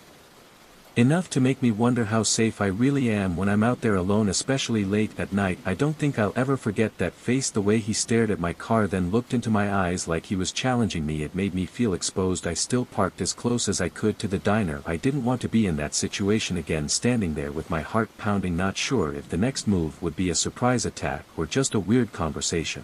Either way, I didn't want to risk it twice. I moved into this old apartment thinking it would be a fresh start. I was wrong. Right, that first night I noticed something that made me uncomfortable. I was tired from carrying boxes and cleaning the place, so I collapsed on the couch around midnight, the lights were off and the only thing I heard was the hum of the fridge. About an hour later I woke up to the sound of dripping water, not loud but steady enough to keep me from falling back asleep. I checked the bathroom sink first but it was dry, then I walked into the kitchen. I heard a dripping sound somewhere above the ceiling which looked old with a few cracks near the corners. I thought there might be a leaking pipe inside the wall. I didn't see any water stains or damp patches, the floor was still dry, the sound continued like a mist of dripping, but it wasn't coming from the kitchen faucet itself, it seemed like it was higher up, closer up to the ceiling. I didn't have the energy to investigate further that night, so I went back to the couch and tried to ignore it. The next day I bought a step ladder and a flashlight. I decided to check the loft space or whatever was above the kitchen ceiling. The apartment was on top floor, so no other units. There was an old crawl space with a panel in the hallway. I pushed it out and shined a flashlight inside it, dusty with cobwebs, and I saw a few pieces of old insulation. No signs of leaks, no puddles, no dampness spots. I was up there maybe 15 minutes, checked every corner I could reach, nothing, so I went back and sealed the panel and thought maybe it was just random pipe noise. But then the dripping continued for the next few nights, always around 3 a.m., sometimes lasting a minute or two. Other times it lasted for half an hour. It wasn't loud enough to call maintenance at that hour, so I just dealt with it. I tried earplugs, which helped a bit, but I could still feel the faint rhythm of those drops, which was annoying. I even thought that maybe my mind was playing tricks on me, or maybe it was the old building settling down, which made me anxious. About a week later something else happened. I woke up in the middle of the night, around 3 a.m., to that dripping sound. I decided I had had enough. I got up, went to the kitchen and turned on the light switch, but nothing happened. The light didn't turn on. I stood there for a while letting my eyes adjust to the darkness. The dripping continued. I reached over and fumbled around on the counter and finally found my phone to use as a flashlight.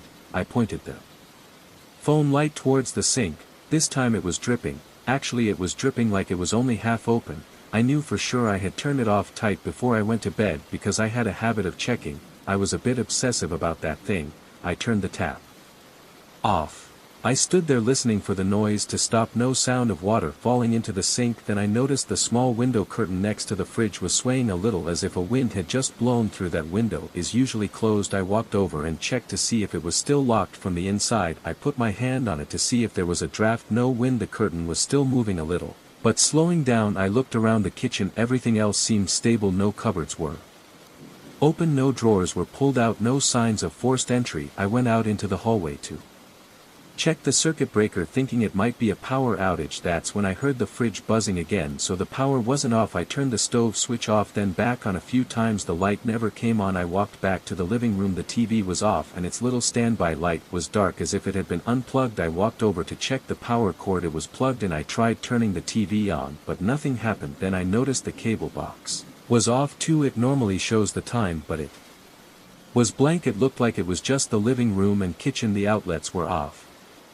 The hallway lights were on, although the bathroom lights were working, which made me think there was a local electrical fault. I turned the circuit breakers in those areas off and on again. After a few tries, the kitchen lights finally came back on. I heard the TV powering on and the cable box lights came back on, but when I back to the living room, the TV was out of sync. It was showing static as if it had lost its channel settings. I had never seen it like that before. I had to rescan everything. I didn't sleep much that night. My heart was pounding like I had too much caffeine. I found myself glancing at the window blinds and taps every few minutes. I even checked the main door lock. It seemed fine. Everything was locked from the inside.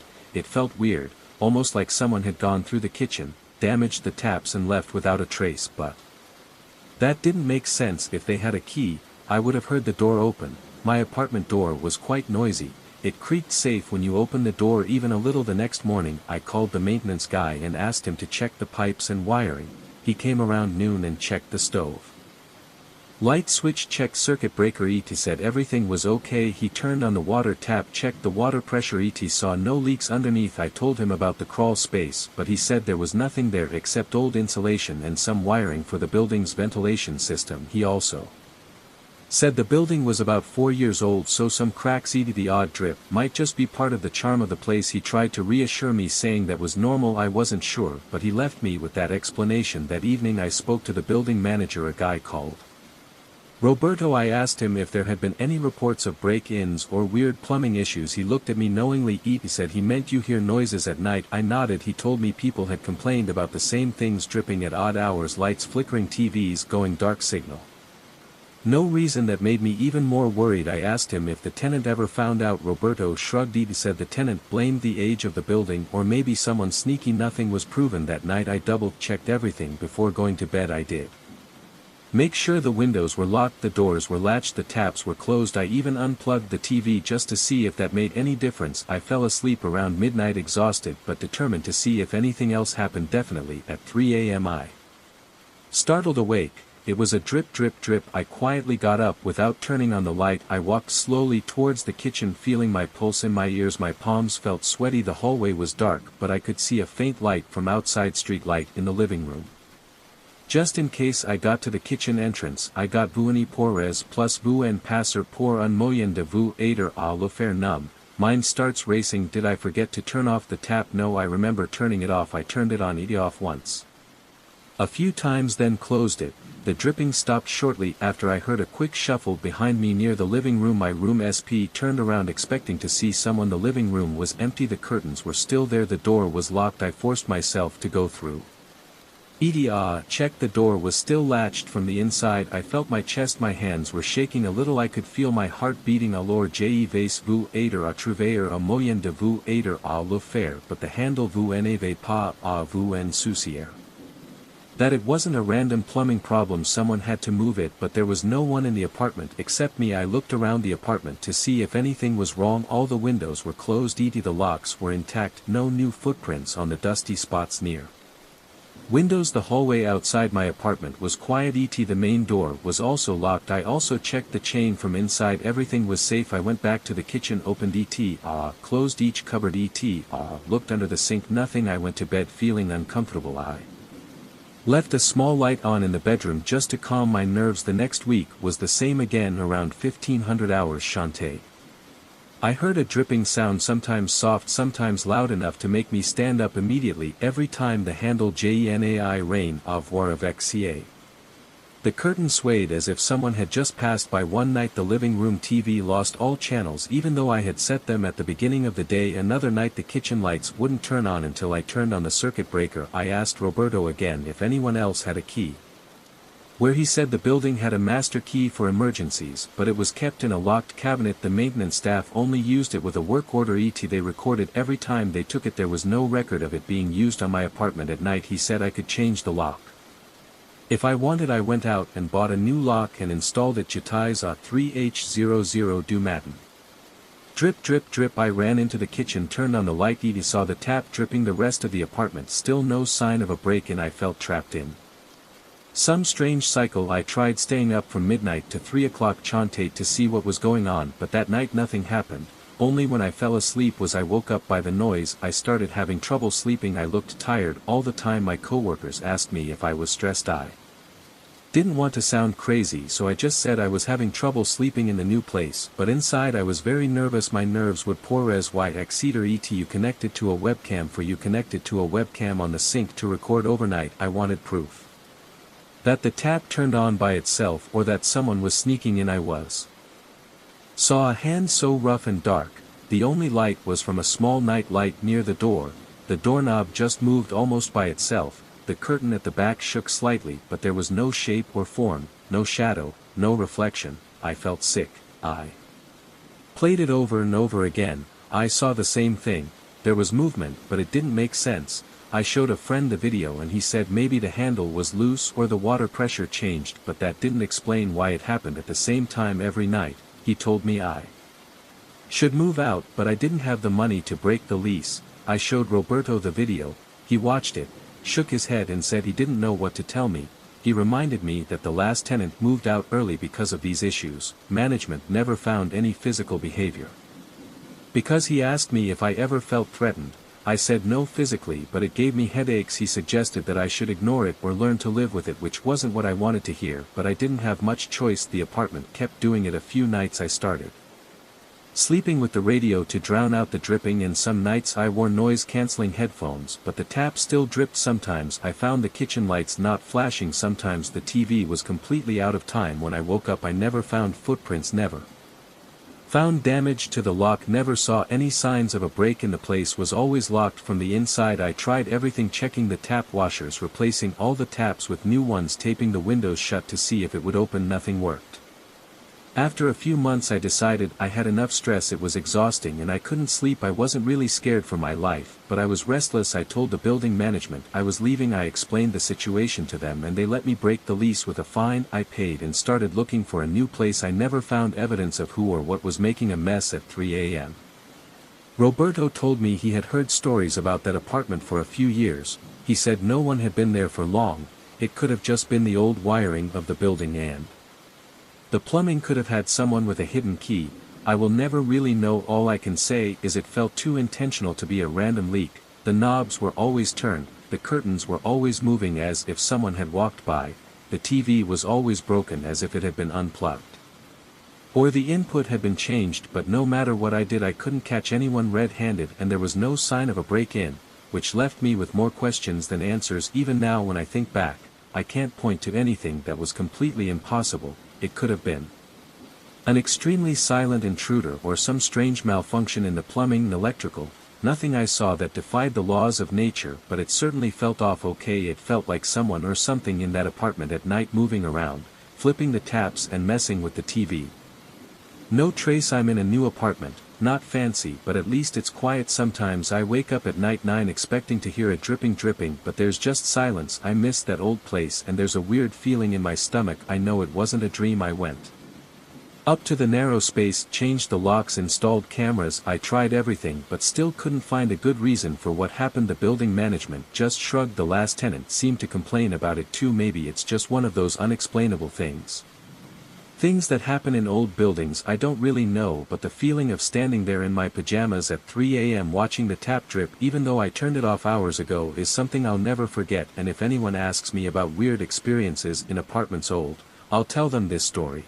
It's real enough to make you wonder, but there's no evidence of anything supernatural. It's just a thing that happened and there's nothing I can do to stop it. I still remember that night. I realized how strange a place can be when you're alone, even if you've been there a thousand times. I work in a commercial building that's mostly offices. During the day, people are coming and going, phones are ringing all the time, but at night the place becomes a different environment. I often stay late because my workload is so high, and the usual social lifts are turned off in the evenings, which means I have to use the service lift at the end of the corridor next to the maintenance room. I put my head down and went home. The late shift never bothered me because it was nice to get things done without being disturbed. 9 or 10 p.m., the main lights in the hallway were on, but some smaller offices had their lights off completely. It could be dark, but I was used to it. The service elevator itself was nothing fancy, just an old elevator with metal walls, a small overhead light, and that distinct stench. One night, I finished work around 10:30. I had been rereading a big report for hours and my eyes were tired. I turned off my computer and left the office. I walked to the hallway and noticed that the floor was mostly dark, except for a few emergency lights. I headed towards the service elevator. My legs were stiff from sitting all day, so I walked a little slower. I saw the usual sign on the social elevator saying it was off after 8 p.m. The service elevator was used. Nothing new there. I pressed the service elevator call button and waited. The building air conditioning still running, but the air seemed heavier. I don't know if it's just me getting tired, but sometimes things seem a little off. If I'm alone in a quiet space, my mind will pick up small noises, maybe a faint hum or a click from somewhere. I remember hearing my own voice, the echo of my breathing in the hallway. After a while the door slid open and I stepped in. I pressed the ground floor button where the exit to the parking lot was. The elevator started moving down smoothly. I shifted my bag from one hand to the other and looked at the scene.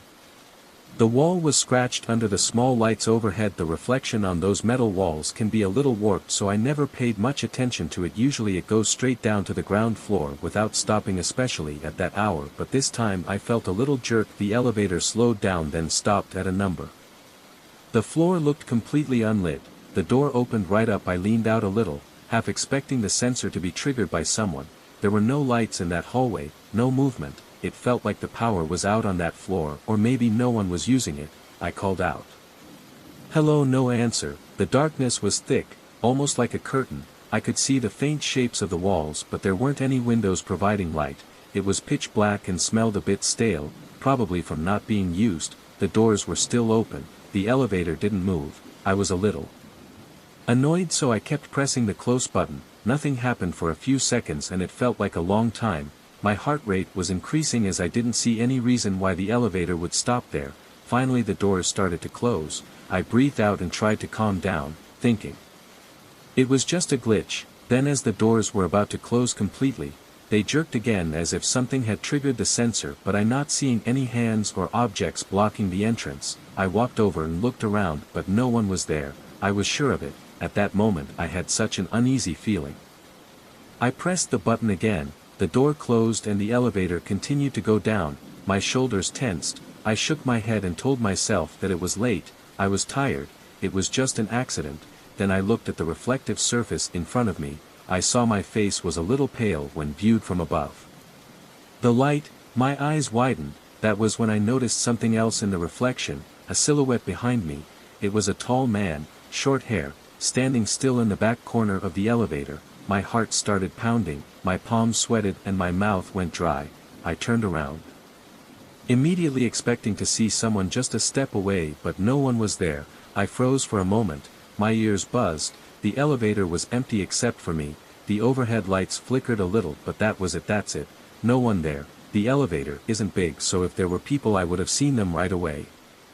From a distance my chest felt tight. Part of me wanted to punch the emergency stop button and run out, but we went down. I found myself staring at the wall behind me, trying to figure out if there was some weird shadow. There was nothing that looked like a man standing there. The elevator dinged on the ground floor and the doors opened. I basically stumbled out, not even looking back to see if the doors had closed properly. My footsteps sounded heavy in the empty lobby. The security guard was at the front desk, but he was reading a magazine. He looked up and asked if everything was okay. I hesitated. I wasn't sure how to explain what I saw. In the end, I just said yeah, I was fine. The elevator was acting weird. He shrugged and went back to his magazine. I walked out into the parking lot. My hands were shaking as I got my car. Taking my keys off, I felt silly, like I was letting my imagination runs wild, but I know what I saw, or at least I know what it looked like in the reflection. There was even thought about the reflection maybe being distorted, maybe just a trick of the light or my own shape at a weird angle, but at the time it didn't feel like it. It seemed too real. The next days I tried to keep to my routine. I stayed up late again to finish tasks. Everything was normal except I found myself checking the time more often. I didn't want to be in the elevator too close to midnight or even 10 p.m. One evening around 9 o'clock I decided to take the stairs. Walking from the 12th floor to the ground floor was quite a struggle, especially after a day of work. But I did it. By the time I got to the car my legs were burning and I was out of breath, but at least I didn't have that tense feeling. I felt safe even if it was unreasonable. Stairs can be scary, but at least I could see everything in front of me. Of course I couldn't avoid the elevator forever. The next night I was too tired to take the stairs again. My knees were a bit sore, so this time I took the service elevator. It went straight down to the ground floor without stopping. I still felt nervous, but nothing unusual happened. The following week I was working late again, but I kept noticing that I was startled when the elevator slowed down. If it stopped on a floor I would get a spike of adrenaline, in case the doors opened onto a dark hallway, but usually they opened onto a floor with lights and occasionally a doorman would. Maybe on those nights quiet but still predictable. I can't forget the memory of that night. The hallway was dark, the reflection, it's still in my mind. Sometimes I find myself glancing at the reflective wall, half expecting to see someone behind me. My posture changes.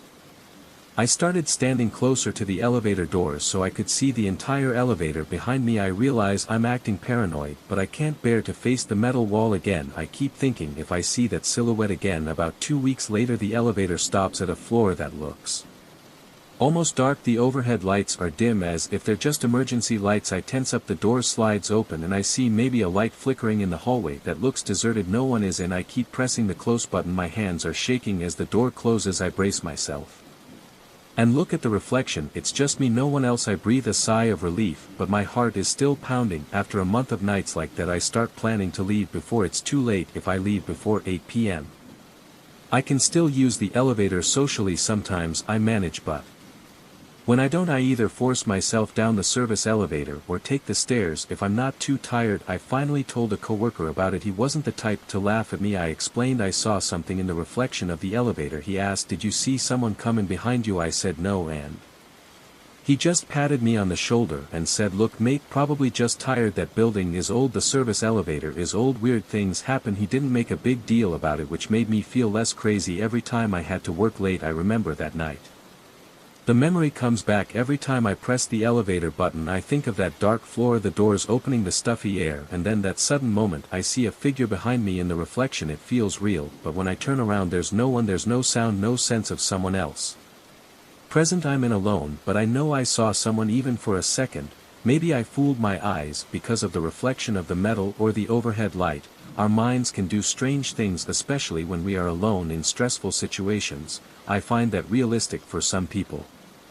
First reason is that some floors in this building are hardly used at night, so they don't turn on the main lights there. If the elevator stops, it's just a dark empty space. Secondly, the reflection in those metal walls can be misleading. The shape of the elevator can distort any movement. And thirdly, sometimes strange things happen that we can't easily explain. It doesn't mean it's supernatural. 9:30 at night, coincidence, not a soul passing by, or just me working too hard. Against the banyan tree along the dark village road. I just know that experience left me shocked, as if there was a fire burning in his heart. I've mostly stayed away from that elevator. He had never seen time pass so slowly or try and take the stairs. Feeling restless, I still work his face unable to hide the tension. I see the same hallways and the same sign that says social elevators will be turned off after 8 o'clock.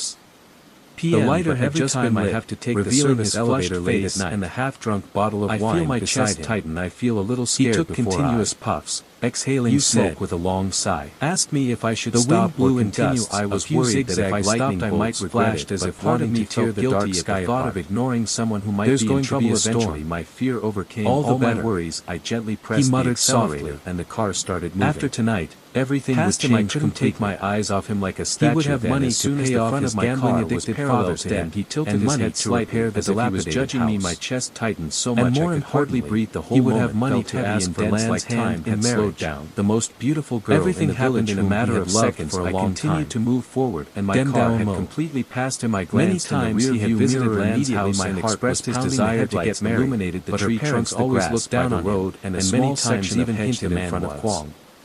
When a daughter gets married, she must choose someone next good economic conditions to reduce my neck, trying to catch any movement and behind me. Don't be blind. I saw nothing. Marry someone without a stable tree. A shiver ran down my arm. I took a few shaky breaths. My mind tried to make sense of it. Then you'll sit around cursing and insulting each other all day. Out of sight, or maybe I just couldn't see him in the dark. My child. The suddenness of everything being there for a second, the voice of Mrs. Hugh, gone, his lover's mother, still haunted his mind. I knew there was no evidence of anything. My husband and I only have one daughter. That didn't mean he was gone. After more than 20 years of raising her, was I kept driving, pressing the accelerator, so I don't want my child to suffer. My eyes kept glancing towards the rearview mirror, job, even though I wasn't sure what I expected to see. My palms because we know you also truly love. I wiped one hand on my pants, then switched hands. Well, and did the think same. About your family situation. The same with the other. My breathing was rapid and my pulse was pounding in my ears. I forced myself to slow my breathing by counting in my head. The road continued through more she said was patches of trees. I passed a rusty barn and a small cluster of sheds. His mother died early. All of them. His father was bored and threw himself into tension in my chest. It doesn't go away. It was just a temporary moment for a second just to feel less alone. But after a few seconds, it got deeper and deeper because it makes his already poor family even more thinking about what I just saw. The man was no matter how much money he made, his clothes looked like they had been dragged across the ground, and his eyes looked so intense. I tried to reason while maybe he was just a tramp or a lost person. Had enough to why was he staring like that? Thinking about his walking towards me like he wanted to stop me, but didn't signal not knowing when he would have a chance to change his life. Answer about 10 minutes later, Kwong glanced at his small gas station, saw her head down, but looking embarrassed, had a few vending machines. I drove he said to Mrs. Hugh